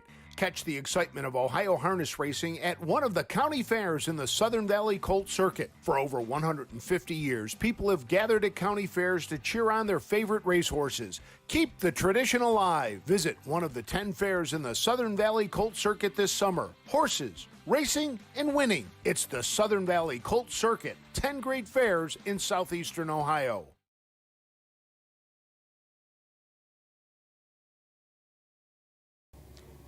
We're back at Pike County Fair in Piketon, Ohio. One of them trains just went rolling by and got the water truck. The horses warming up. This is a busy little area right here, but I'm waiting on the 6th race. This is the Southern Valley Colt Circuit. 2-year-old trotting colts and geldings, the 2nd division. Again, this division goes for $5,166. The 1st division was won by Street Gang, David Myers, and a even well-rated mile in 2:09. And come the last quarter in 30-3. This division, I would say, has only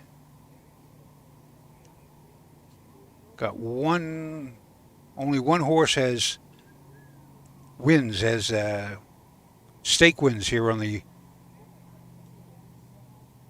circuits at Ohio. It is Grandpa Pete, Steve Carter, trained for Tammy Carter and Cass P. Gallagher of Dustin Bothman steers. 4 starts, 2 wins, and 1/3 at a mark of 2-7-2 at Wilmington. That's the fastest he's been. It's a 2-year-old colt by Uncle Peter out of a Chip Hooray by the name of Katie's Red Rose. Now, Steve Carter's having an excellent year. He has 165 starts, 24 wins, 26 seconds, 29 thirds, and that's over half of his starts. He has a batting average of .292, which if you bat .292 in the major leagues nowadays, you are in the top 10. So he is the only one that has won. Get some cash. The one is MJ's Wishing for Pete, Doyle Ross of West Portsmouth, Ohio. 2-year-old gelding by Uncle Peter out of Victory Sam Mare, MJ's Victory. This is his 3rd lifetime start. Last week he trotted in 2-7-2. I do not believe he merits a 2-5 following, but that's exactly what he is. Number 2 is coming on the track. Get them together, line them up, parade in order for the 6th. Win, place, show, perfecto wagering, no changes. So on the Get Some Cash is a $15,000 Buckeye Classic yearling by Cash Hall out of Tom Ridgemere. Chatterley Hall, Jimmy Lupton trains for the Bartley Traditions Racing from Pickering, Ohio. This is his 3rd lifetime start. He has yet to hit the board. He has yet to hit the trot. No, excuse me, he did. He qualified in Delaware at 2-7-2, but has been making a couple of bobbles since then. Grandpa Pete, the 3, again, has been in 210 and shows like a powerhouse. Especially last 3 starts, he straightened out and found his stride. Had a win, and a third. He was third. Here are the horses for the 6th. The second division for 2-year-old trotters. 5,166. This race sponsored by Brewster's Real Estate and Auction. Number 1 is MJ's Wishing for Pete. Owned and trained by Doyle Bross of West Portsmouth, Ohio. Derek Whitaker gets the call. 2 is Get Some Cash. Bartley Tradition Racing of Pickerton, Ohio. Jim Lupton, the trainer. Brandon Bartley driving. 3 is Grandpa Pete. Tammy Carter of Londonderry. Cass Gallagher of Michigan. Carter trains with Dustin Bothman. 4 is Wyatt Blue. Sandy Beatty, Orient. Charlie Geiler of Florida. Larry Riff of Alexander. He's trained and trained by Sandy Beatty. 5 is Uncle Leon. Greg Clark, Grove City. Dustin Arledge of Orient. Mary Thompson, Commercial Point. Tammy Hoover, Pataskala. Dustin Arledge, the trainer with Austin Anners. Number 6, Fredimo. Owned by the Melrose Stable of Hopewell, Ohio. He's trained and trained by John Ryan Melsheimer. And number 7, Ted's Dream. Scott Rooks of Greenfield. Ty Van Roden of Courthouse. Van Roden trains him. Ty Van Roden is in the bike. He'll take 1 score and go to the gate. No changes. Win, place, show, perfecta. Okay, I'm going to read the boards. We have 2 co-favorites with the 1 MJ Wishing for Pete. Shows 2-7 and 2. Best time. This is his 3rd lifetime start. And the 4, Sandy Beatty's Wyatt Blue, shows 2-4 qualifying at Scioto on the 21st of June. Last week was 3rd, 2-14 and 3 at Washington Courthouse. So a 1-4. The rest are 99 to 1. Excuse me, the 7 is 2 to 1. So how does shows 211? Ty Van Roden was a Buckeye Classic sale yearling, 7,500. Now Uncle Leon was a Lexington. This 5 was a Lexington Select for 25,000. So far, it has just got little chicken scratches on the card. So he'll come around. Might be it's Uncle Pete, a 2-year-old. They sometimes need a maybe late in the year, maybe it's a 3-year-old. So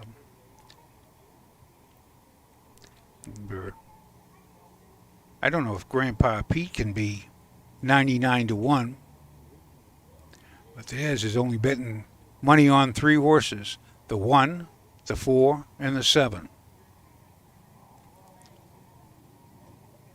If I was a gambling man, I would bet. Post in a minute. I'd have to take a flyer on the 3. Steve Carter and Dustin Bothman. Carter and Bothman overdrive. So again, 3 times on the board, 4 starts. You got the most money on the card. This is the 3rd. They're moving behind the gate. 2nd division of the South Valley Colt Circuit. 2-year-old. Gates rolling for the 6th at the Pike County Fair. 2-year-old trotters, gang, and they do make break. You got 6. The 6 and 7 start from the 2nd tier. For Demo. They're at the top of the stretch. Here they come. The 6th from Pike County. Grandpa Pete's off stride. Fin trotting. Right out for the lead. Fredimo from the 2nd tier gets away 2nd. Wyatt Blue for Beatty 3rd. Racing 4. Get Some Cash. Off stride went Uncle Leon. As they race to the backside, Whitaker right down the yellow brick road with MJ's Wishing for Pete. Fredimo and Melsheimer is 2nd. Running third, Wyatt Blue. They're by the quarter in 31 flat. Get Some Cash is 4. Uncle Leon back trotting 5. Ted's Dream. As they race around the turn, now off stride went Fadimo. Fadimo was set in second and he jumped. So is a wheel and deal for the lane the first time. MJ's Wishing for Pete. The Uncle Peter leads it by 12. Back trotting is Fadimo second. Wyatt Blue is third. Racing fourth, Get Some Cash. They're by the half, 102 and 4. Trotting 5, Ted's Dream. The trailers, Uncle Leon and Grandpa Pete. Around the turn they go, and it's all MJ's Wishing for Pete and Derek Wadiker pouring it on, now by 18. Fadimo trotting second, up on the outside third. Get Some Cash. 134 and 2. MJ's Wishing for Pete. He's on his home court and he's showing the way. Unk racing second, but off stride was Fadimo. They're at the top of the stretch. And all alone, MJ's Wishing for Pete. And a crowd of 50,000 in the grandstand going crazy. Wishing for MJ's Wishing Pete. Battles on for second and third. 206 and 3. MJ's Wishing for Pete, a jug burglar. He had a stranglehold on that horse all the time. He down the half in 102 and 4. Powerful performance. At 8 to 5, made a few people happy. I believe we're going to have a close photo finish. It was either the 4 and the 2 or the 2 and the 4. Photo for place. I got them 1, 2, 4. I'm unofficial. 31, 102 and 4, 134 and 2. Wishing for Pete gets his first victory of the season. He did it in style at Piketon, Ohio, on his home court. 206 and 3. It was a good mile. And again, he came his last quarter and 32 and 1. But at the half and 2 and 4, he had not been. The half went 3 and 2. Running 2-7. This was a good mile for third lifetime start. Takes home half of the $5,166 for Doyle Bross of West Portsmouth, Ohio. In the winner's circle, winner of the 6, second division for 2-year-old colt trotters. Southern Valley Colt Stake, trophy by Brewster's Real Estate and Auction. They went for $5,166. Doyle Bross of West Portsmouth, Ohio. Doyle Bross trains. Derek Wadiker, the winning driver. Number 1, MJ's Wishing for Pete. He's a 2-year-old by Uncle Peter out of MJ's Victory. First of the season, 206 and 3. And his sire, Uncle Peter, stands at Hickory Lane Farm in Findlay, Ohio. All inquiries to Brad Wallace. Hickory Lane Farm is going to have some nice colts and fillies going to the auction ring this fall. Results official. MJ's Wishing for Pete, the winner. Get Some Cash 2. Grandpa Pete 5. Wyatt Blue 3. Uncle Leon 7. Fadimo 6. Ted's Dream was 4. 31. 102 and 4. 134 and 2. 206 and 3. 125. 376, 4, 206 and 3. Let's have them for the 7th. Number 2, McJingle. Make the driver Jeff Kirkbride. Congratulations to owner Doyle L. Bross and breeder Mary Jo Rinnie Bross. Doyle. Congratulations to MJ's Wishing for Pete. Lifetime mark, new chunk of change in the bank. So with that, that is the 6th here at Pike County. From Piketon, Ohio, we shall return with the Southern Valley Colt Circuit's 3-year-old Pacing Fillies 2nd Division after these few words. Cool Winds Farm in Lima, Ohio is a full-service standardbred breeding facility that specializes in stallion management. Cool Winds Farm stands the popular Dancing Yankee, whose first crop hit the ground this year and are great-looking individuals. Cool Winds is also standing Rockin' Amadeus, sire of world champion Ocean Rock. Be sure to inspect the Cool Winds yearlings at the Ohio Selected Jug Sale at Pickaway on September 17th.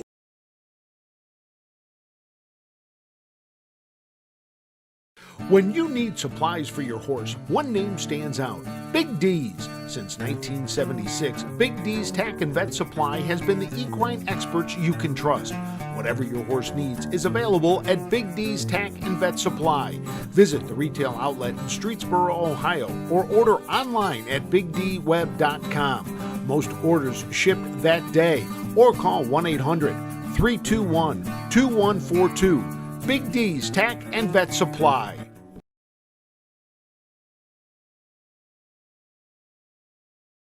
Buying or selling a racehorse? OnGate.com is your one-stop website. OnGate has changed the way racehorses are bought and sold. Easy to view listings makes it easy to find your next champion. Buy or sell at OnGate.com.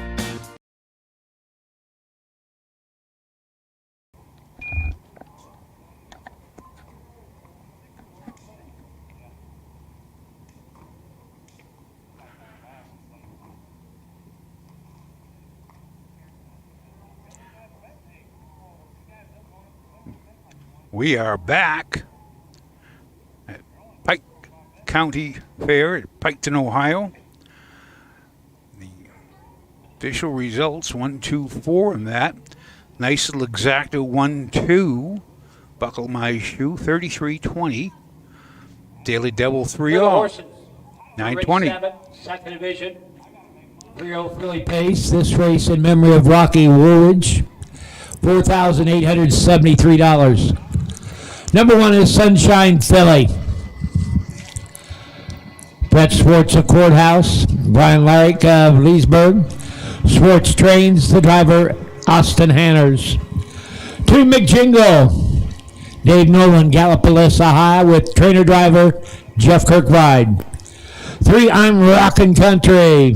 Andy Malone of Waterford. Fred Boyd trains. Alex Hopkins the call. Forrest Cruisin' Susan. Susan Offenberger, Beverly. Eric Nesselrode trains her. Brady Clemens drives. And number 5 is Not What She Said. Matt Rowe, Urbana. Polk Stable Incorporated of Springfield. Polk trains Sean Barker in the sulky. He'll take 1 and go to the gate. Kirkbride on the 2. So the 7th here, first $4,873. Got a 5. They all get a check. Strongest one in here on this year's performance is the 1 Sunshine Philly, Brett Schwartz, trainee and own, and Brian Larrick from Leesburg, Ohio. 6 wins, 3 seconds. 6 starts, 3 wins, 2 seconds. Mark of 54-1 at Scioto. 13,000 plus on her card this year. Did not race as a 2-year-old, but Not What She Said did race as a 2-year-old. Had 11 starts, 3 wins, 1 second. 2/3, made $92,621 last year. 54-4 at Scioto. She was an Ohio Select Sale yearling, $10,000. Sunshine Philly was an Ohio Select yearling, $27,000.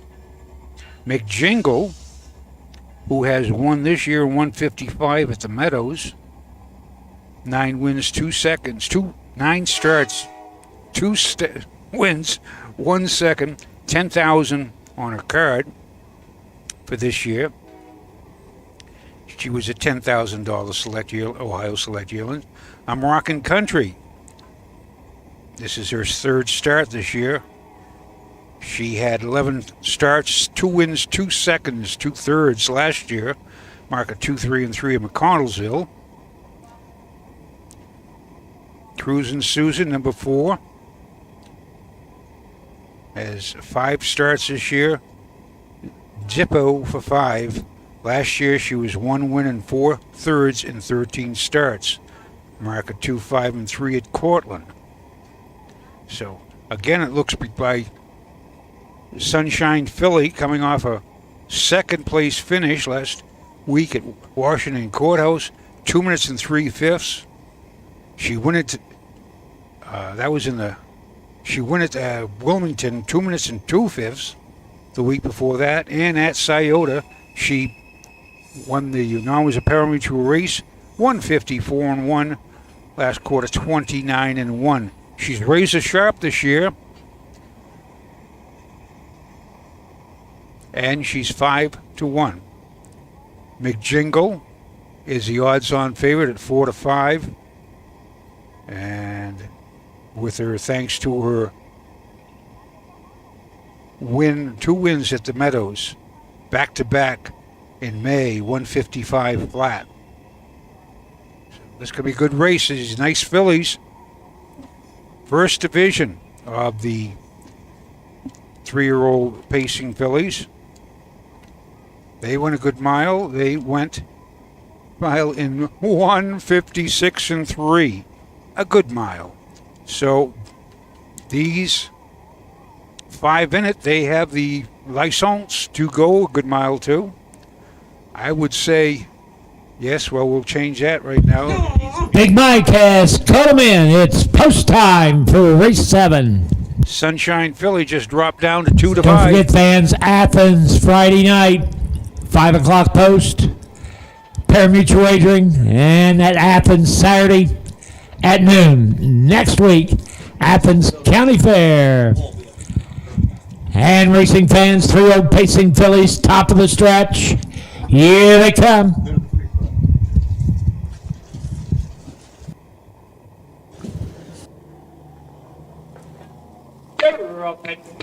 Sunshine Philly scampers for the lead. I'm Rockin' Country on the outside. McJingle at the rail 3rd. Cruisin' Susan 4th. Barker didn't leave, so Not What She Said is trailing 5. They're in straight alignment as they roar down the backside, and they're chasing the favorite, Sunshine Philly, by 2 1/4. I'm Rockin' Country is 2nd. McJingle gaps 3rd, racing 4th, Cruisin' Susan. Not What She Said. They're by the quarter in 31 seconds. Around the turn they motor. The Pet Rock filly, Sunshine Philly, shows the way by length to the quarter. I'm Rockin' Country. She's also by Pet Rock, and she's at the cone 2nd. McJingle and Kirkbride is gapped out a little in 3rd. Cruisin' Susan for Clemens. Not what they race by the halfway mark. They're by the half, 102-1. I'm Rockin' Country. Hawks giving her the perfect trip 2nd. McJingle stays at the cones. Now here comes Barker. Not What She Said, moving on the outside 4. Cruisin' Susan shuffled 5. Down the back lane they go. Sunshine Philly and Austin Hanner showing the way. I'm Rockin' Country's getting stirred up by Hawk. 132-3. Racing 3rd, McJingle. Hey, got a little better than an 8th to come. Sunshine Philly holds it by a neck. I'm Rockin' Country, firing on the outside. Down the lane, Hanners goes to work on the filly. I'm Rockin' Country on the outside.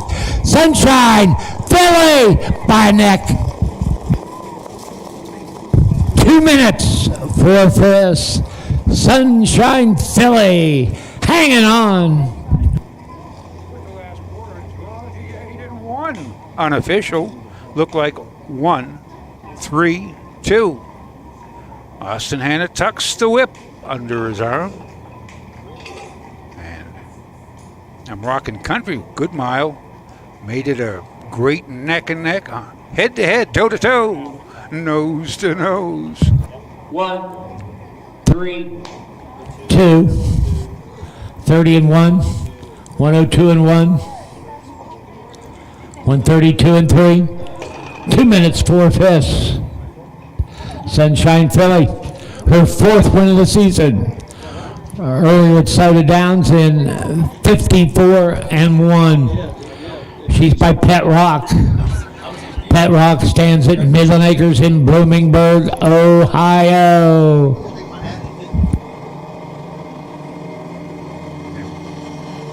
It's 3-year-old filly that makes 4 wins in 7 starts. 2 seconds brings up her earnings to over $16,000 this year. Very well eased up at the wire, just nice, glided across the wire. 1, 3, 2, official.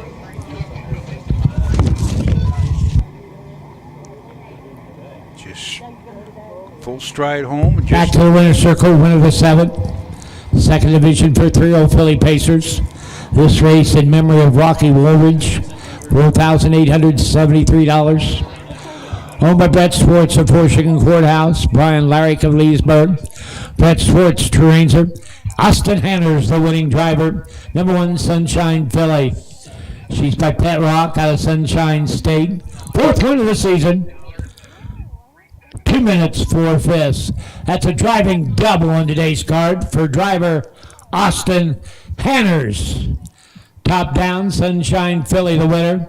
McJingle 3. I'm Rockin' Country 2. Cruisin' Susan 5. Not What She Said 4. 30 and 1. 102 and 1. 132 and 3. 2 minutes 4/5. 132 5-4. 2 minutes 4/5. Bring your horses on the track for the 8th. Scratch the 1, Foxy Force. In the 9th race, scratch the 3. I Like 'em Trashy. Win Place Show. Perfecta. Late daily double on 8 and 9. Late daily double.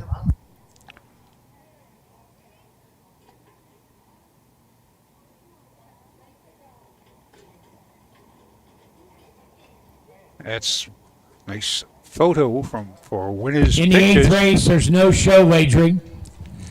It'll be Win Place, Perfecta, Daily Double. And in the 9th race, you'll have Win and Perfecta only. Just 3 horses going postward in the 9th. Win and Perfecta only in the 9th. Congratulations on the Schwartz gang from Washington Courthouse, Ohio. Where's my T-shirts? You don't wear my T-shirts? They won enough of them.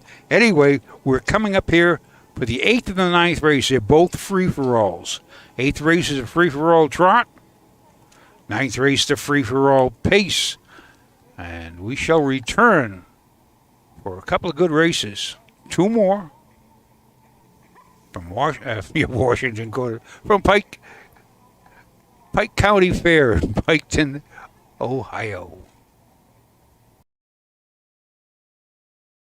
For over 50 years, Midland Acres has provided top-quality Ohio-bred colts and fillies. As a third-generation farm with 500 acres of pasture for breeding to boarding and on-site veterinarian care, we understand the importance of delivering well-cared-for and well-mannered yearlings. Visit us September 17th at the Pickaway County Fairgrounds and get in the winner's circle with the yearlings by Fear the Dragon, Yankee Cruiser, Pet Rock, and Long Tom. Midland Acres, doing our best to bring you the best. Your animals provide unconditional love. When they hurt, you want the best care available to help them enjoy life again. The Ohio State Veterinary Medical Center is here for you and for them. From heart disease to cancer, diabetes to broken bones, and 24-hour emergency services, Ohio State's team of experts make a difference in the lives of animals and the family members who love them. The Ohio State Veterinary Medical Center.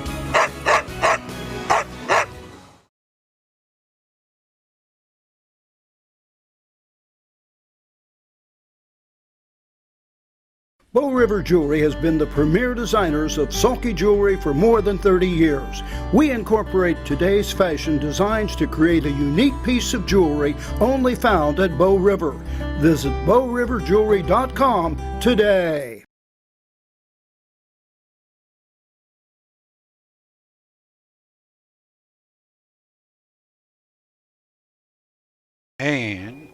And we are back at the Pike County Fair in Piketon, Ohio. This is the 8th race coming up here. Great day of racing here. We had mile 56 and 3. We had several head-to-head, nose-to-nose, toe-to-toe battles coming down the wire. How long I couldn't tell the difference. Of course, Chris got a little more experience than I do here at the finish line. He knew he could call them. Just want to remind you folks that we will be broadcasting tomorrow from Preble County Fair in Eaton, Ohio, over by Indiana. Post time 1 o'clock. Next tomorrow, and then on Monday, we'll be at Columbiana Fair in Lisbon, Ohio, way on the northeast corner, right near the Pennsylvania border. Then we are up to Bowling Green for 2. And that is on Tuesday and Wednesday. So we got a full card. You go to ohha.com, look on the schedules. You'll see we got teams all over Ohio covering. I know I'll be at Bowling Green. Post time is 5 o'clock, I believe. I'll have to double check all my stats. But we got a full summer of fair racing from Ohio. 65 fairs we're covering for you. It's a great summer, great action, good folks, good food, friendly faces. That was a friendly face till I mentioned that, but we have a great summer. We will want you to join us. We want to say hello to everybody, all the states. We got to say Alaska, Nevada. Incidentally, outside of Bucyrus is a town called Nevada. It's not spelt the same as Nevada, but if you say Nevada, they quickly correct you. So it's Nevada, Ohio. Not Ohio. So we got folks coming safe from Florida, from Texas, from... Let's get them together. They're all over. We want to say hello to all our friends up in Canada, Mondu, Canada. Hope you're enjoying the show down here in Ohio. Here are the horses for the 8th free-for-all trot, First Division. $1,500 purse, trophy by KFW Quarter Horses. 1 is out. Number 2 is MJ's Heartbreaker, leased by Doral Bross of West Portsmouth, Ohio. Doral Bross, the trainer, with Derek Wadiker. 3 is Uncle Joe. Richard Owings, MacArthur, Ohio. Earl Owings trains. Alex Hawk gets the call. 4 is Up Front Corbin, owned, trained, and reigned by Sandy Beatty of Orient, Ohio. Number 5, Insomniac. Paul Douglas Pfeiffer of Waverly, Ohio. Dustin Pfeiffer trains him. Clayton Pfeiffer.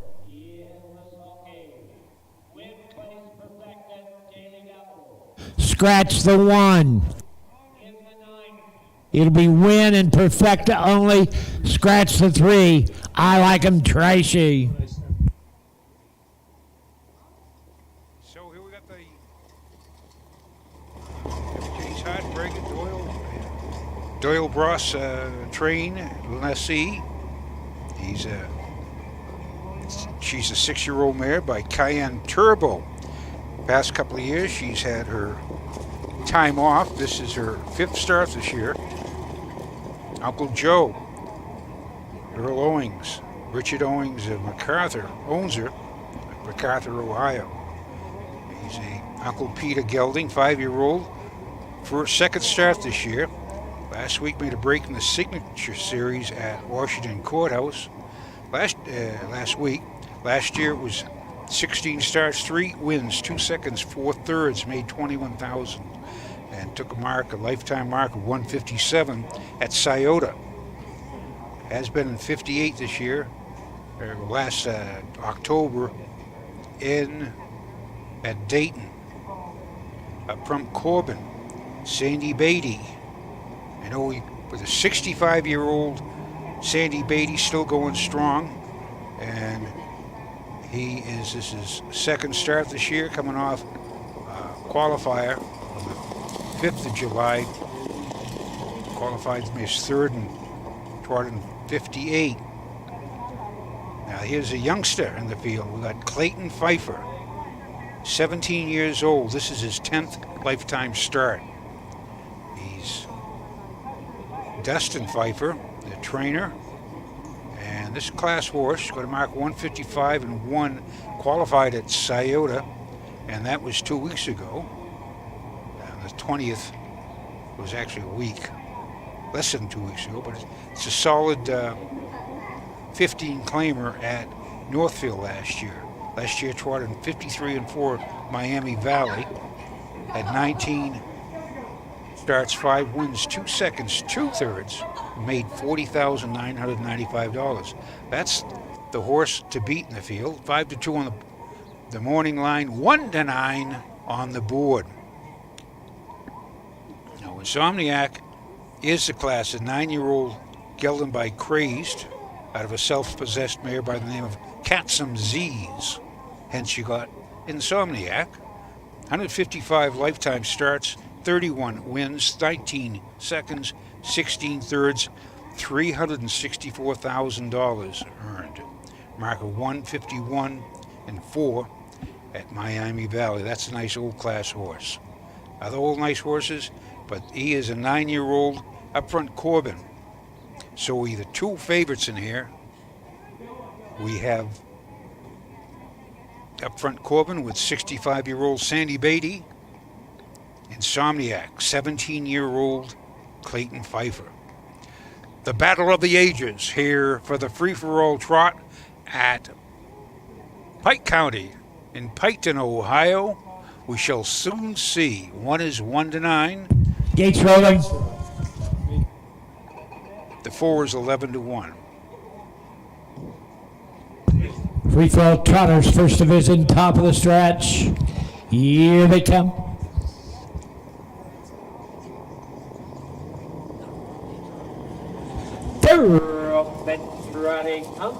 Joe headed for the lead. Insomniac and Pfeiffer up on the outside will drop in second. MJ's Heartbreaker third. Outside, up front, Corbin. Now Heartbreaker is on a break as they race down the backside. Uncle Joe by 7. Racing second, MJ's Heartbreaker, 27 and 2. Up front, Corbin is third. And Insomniac made the break and trails badly. Deep doo-doo for him. Around the turn they motor. Uncle Joe and Alex Hawk leads it by 18 and a half. MJ's Heartbreaker's trotting second. Up front, Corbin third.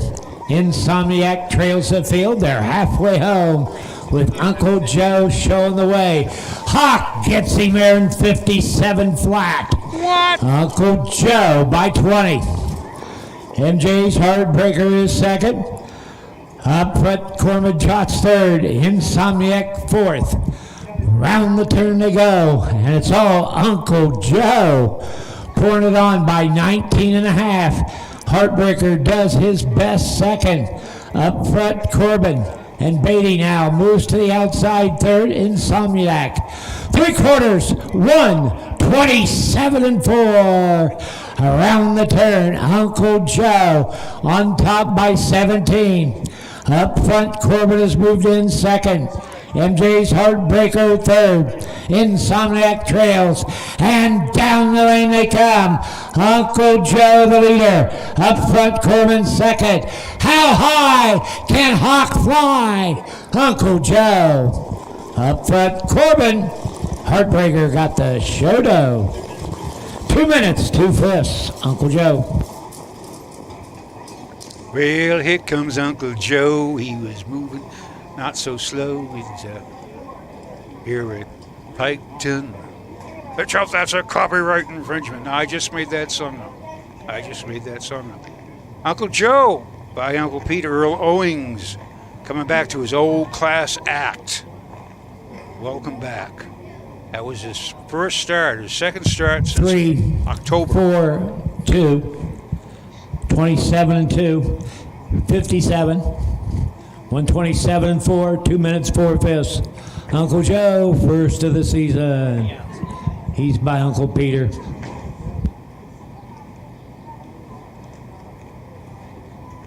I like that song, Uncle Joe. Can we hear it again?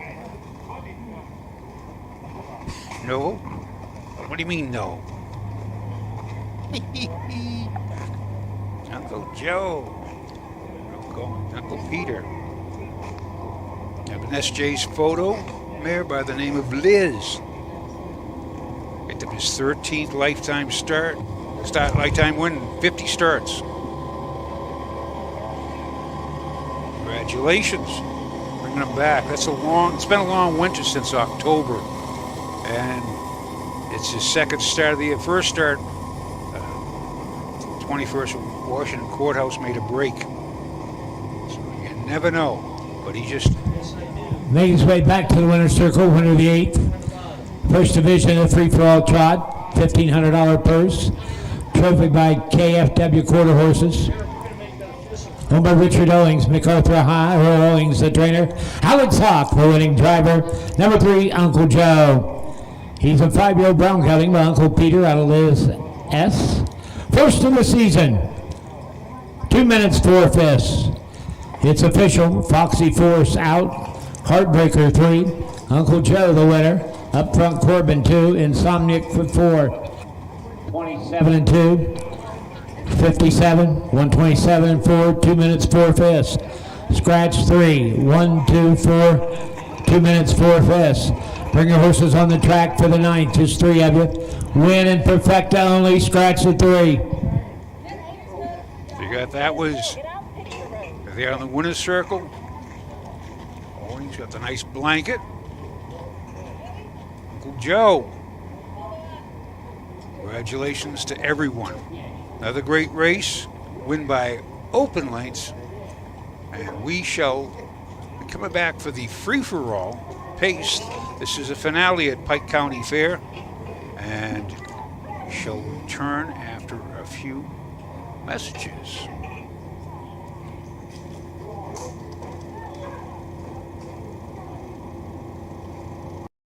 Cool Winds Farm in Lima, Ohio wants to thank all the breeders that supported our first season standing the trotter, Muscle Diamond. Cool Winds also welcomed the proven sire, Mr. Apples, to our stallion barn. Randy and Kim Haynes also stand the only full brother to some beach somewhere, Bring on the Beach, sire of Heart of Chewbacca.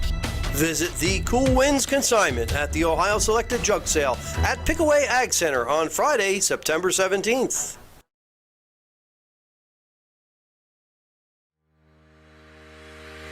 Own a little and love it a lot. TheStable.ca is an award-winning fractional ownership operation. Buy as little as 1% of a racehorse and experience 100% of the thrill. TheStable.ca makes ownership easy, accessible, and affordable. Communication and customer service are at the heart of everything we do. Get started at TheStable.ca.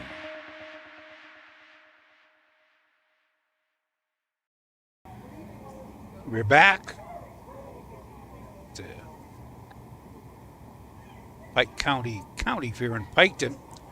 Now don't lose any sleep over this because Insomniac made a break. But Uncle Joe returned his backers $25.60 for a $2 bet. 3-4 exactly was $12.40.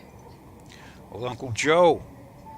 So again, he's earned his blooded horse sale tag as a yearling of $16,000, 5 times over, or close to 4 times over, via my mathematics. But Good Mile, it just took command and just down the road, just like he used to. It's good to see the old horse back. He ain't that old, he's only 5, so he's got quite a few years of racing left in him. This is the 9th in the final. This is a free-for-all pace. Trophy by A.J. Pritchett. Now, will Mr. Earl Owings of Chillicothe, Ohio, has Spectacular Rock. In fact, that was John's favorite horse. He liked him the best. He's got the rail. Alex Hawk in the sulky, coming off being second at Washington Courthouse, 58-4. That's quarter 29-2 in the Signature Series. And the week before was at Wellston, win it 2 minutes flat. He has 91 lifetime starts, 20 wins, 8 seconds, 16 thirds, $117,007 in his card markup, 52-4. Oh, I see Miss John. John, you look like you're contented there. Did you cash on that one? Is this your Spectacular Rock you were talking about? Oh, it's not him. Who? Pike Rock. Ah, okay. See? Oh, he won yesterday. Okay. Oh. See, I don't know. I don't listen too close it up. Anyway, number 2 is Fudge with Mary Dawson. He's coming off a 6th place finish in the ladies' circle at Circleville. Ladies' series at Circleville. And she's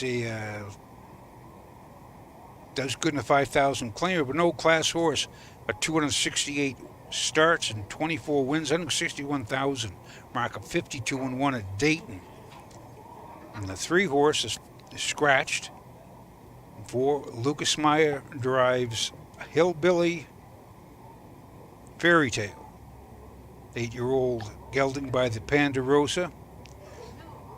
Got mark 153 at the Meadows, and win at this year in the Miami Valley, 153-1. 8-year-old coming right back to his 4-year-old form. Lucas Meyer, he is a 17-year-old teamster. It's good to see the kids getting in the business, right? I think it's just like it's like anything. You like to see youth get into it, get involved, and of course, it always helps and is good if you got your parents or anybody involved in the business with you. It becomes a family affair. So going 1, 2, 4 in here. The 1 is 1-9 right now, and I think Spectacular Rock. It might be at Earl Owings, Alex Hawk, Daily Double. Methinks. They're coming out for the post parade. Only this is the final finale here. Again, we're going to be at Preble County tomorrow, 1 a.m. post. Our team will be out there, and then we be at the. I know Austin Scott will be at his home track of Glaze County Fair and Wampakoneta as well. We shall have Columbiana Fair over in Lisbon tomorrow as well. Then we go up to Wood County, Bowling Green, and that is the 3rd and the 4th. So go to ohha.com, check the listings of all the fairs. We've got them, all the schedules, all the teams, all your Austin Scott has done a really good job helping us this year. His got a following already of close to 2,000 people. That's excellent. And we have Ashley Day, Austin's, I can't even guess, probably 23, 24. And Ashley Daly with the D, she's, I believe, 20. And people have come up and tell me how they enjoyed her county fair history. There's a lot of research to go into Roll that. out, get them together, line them up, parade in order. Win and Perfecta only. no changes. Only the 3 strands. Reminded of the teacher in school. They asked a kid, can you name the capital of Oregon? He couldn't. Could you name the capital of Idaho? He couldn't. Can you? Well, she says, when I was your age, I could name every capital of every state. He says, yeah, because when you were my age, there was only 13 states. Bada bing, bada boom. Little reaction from the fans. Wah, wah. Wah, wah, wah. Here are the horses for the 9th free-for-all pace. Trophy by A.J. Pritchett, $1,500 purse. Number 1 is Spectacular Rock. Earl Owings owns Chillicothe. The driver, Alex Hawk. 2 is Fudge. Owned, trained, and reigned by Mary Dawson of Roundtown, Ohio. 3 is out. Number 4, Hillbilly Fairy Tale. Charlie Myers, Houston, PA. Randy and Theodore Stevenson of Bell Vernon. Dave Myers, the trainer. Lucas Myers in the sulky. They'll take a short one and go right to the gate. Win and perfect only. This will be a match race, I think. And I'm going to go, you're coming off Hillbilly Fairy Tale, coming off a mile at Northfield. That's a half-mile track, remember. And Norman's a 1,500 last 4.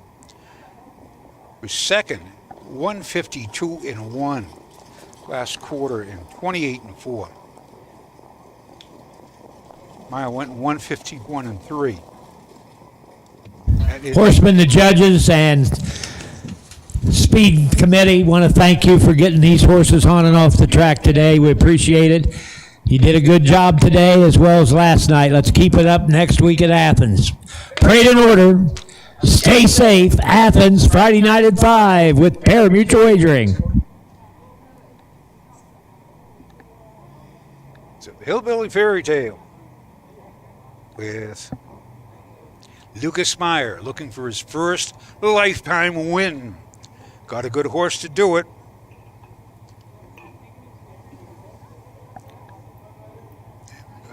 Spectacular Rock, through $100,000 winners, all of them. 1 is currently 1-9. Gates rolling. 2 is 7-1. 4 is 3-1. Again, check out our website, ohha.com. We give you all the fares. Pieces roll, moving in behind the Michael Wapkenberg gate on the upper turn. And the gate swings into the stretch, and here they come.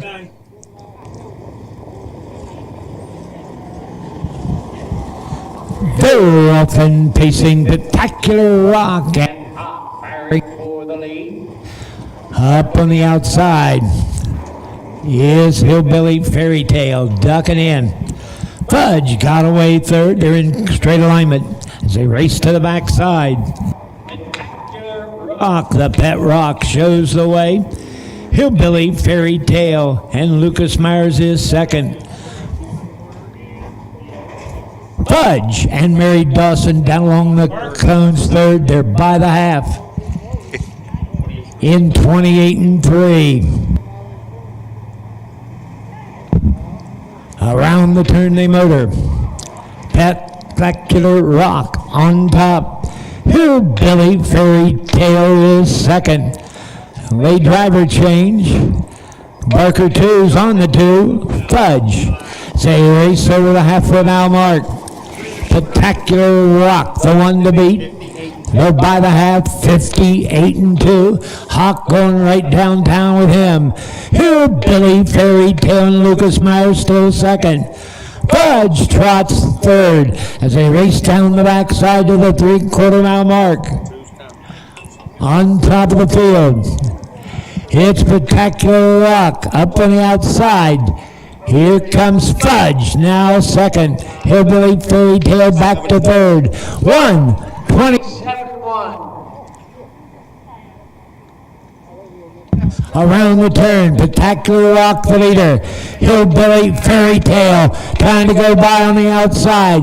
Fudge third. Down the stretch they come. On top, Spectacular Rock. Hillbilly Fairy Tale on the outside. But Spectacular Rock's too tough. Spectacular Rock and Hawk. 1:55.3. Holy cow. Oh, Nelly.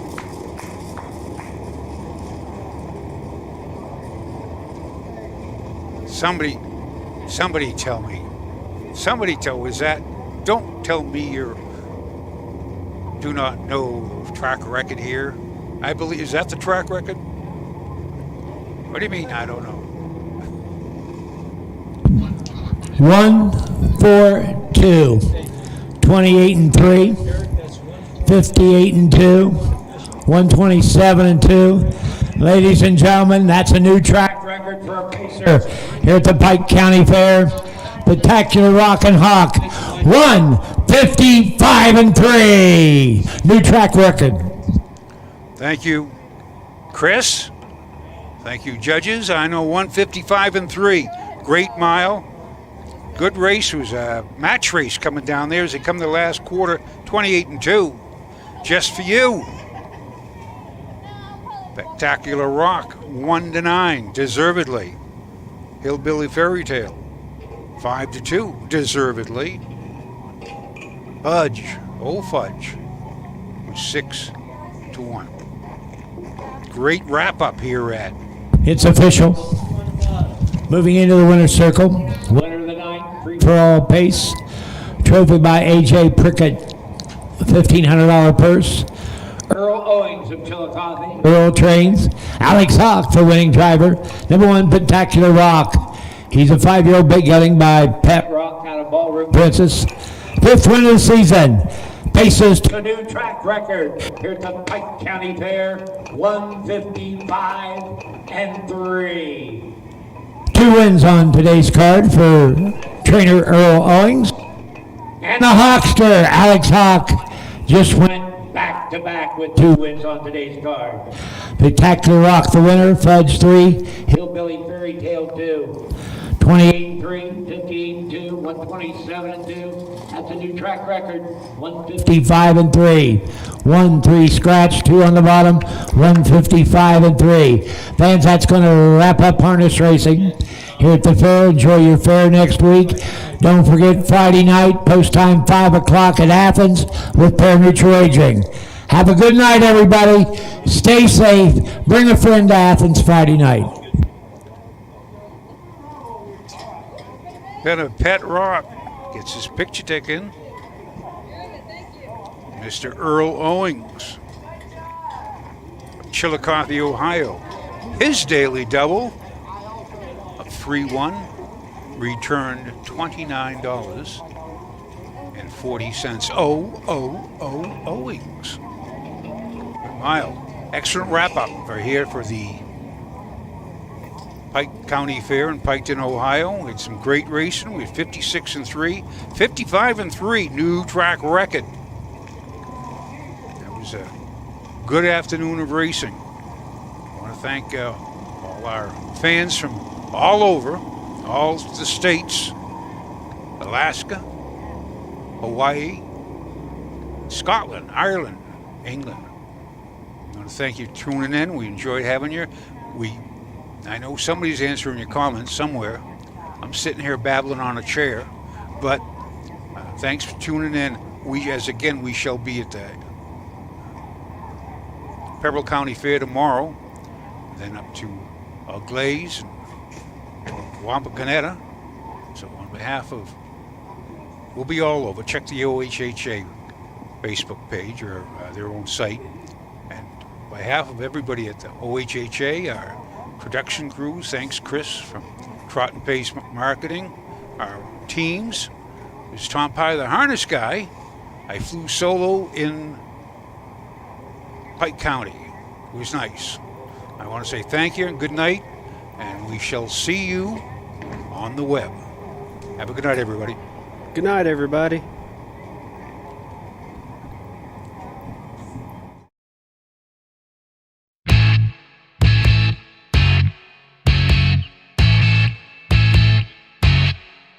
This has been Ohio County Fair Racing.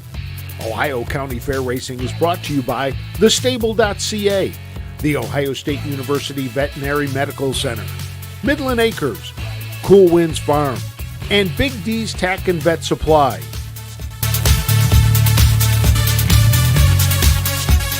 Ohio County Fair Racing is a presentation of the Ohio Harness Horsemen's Association.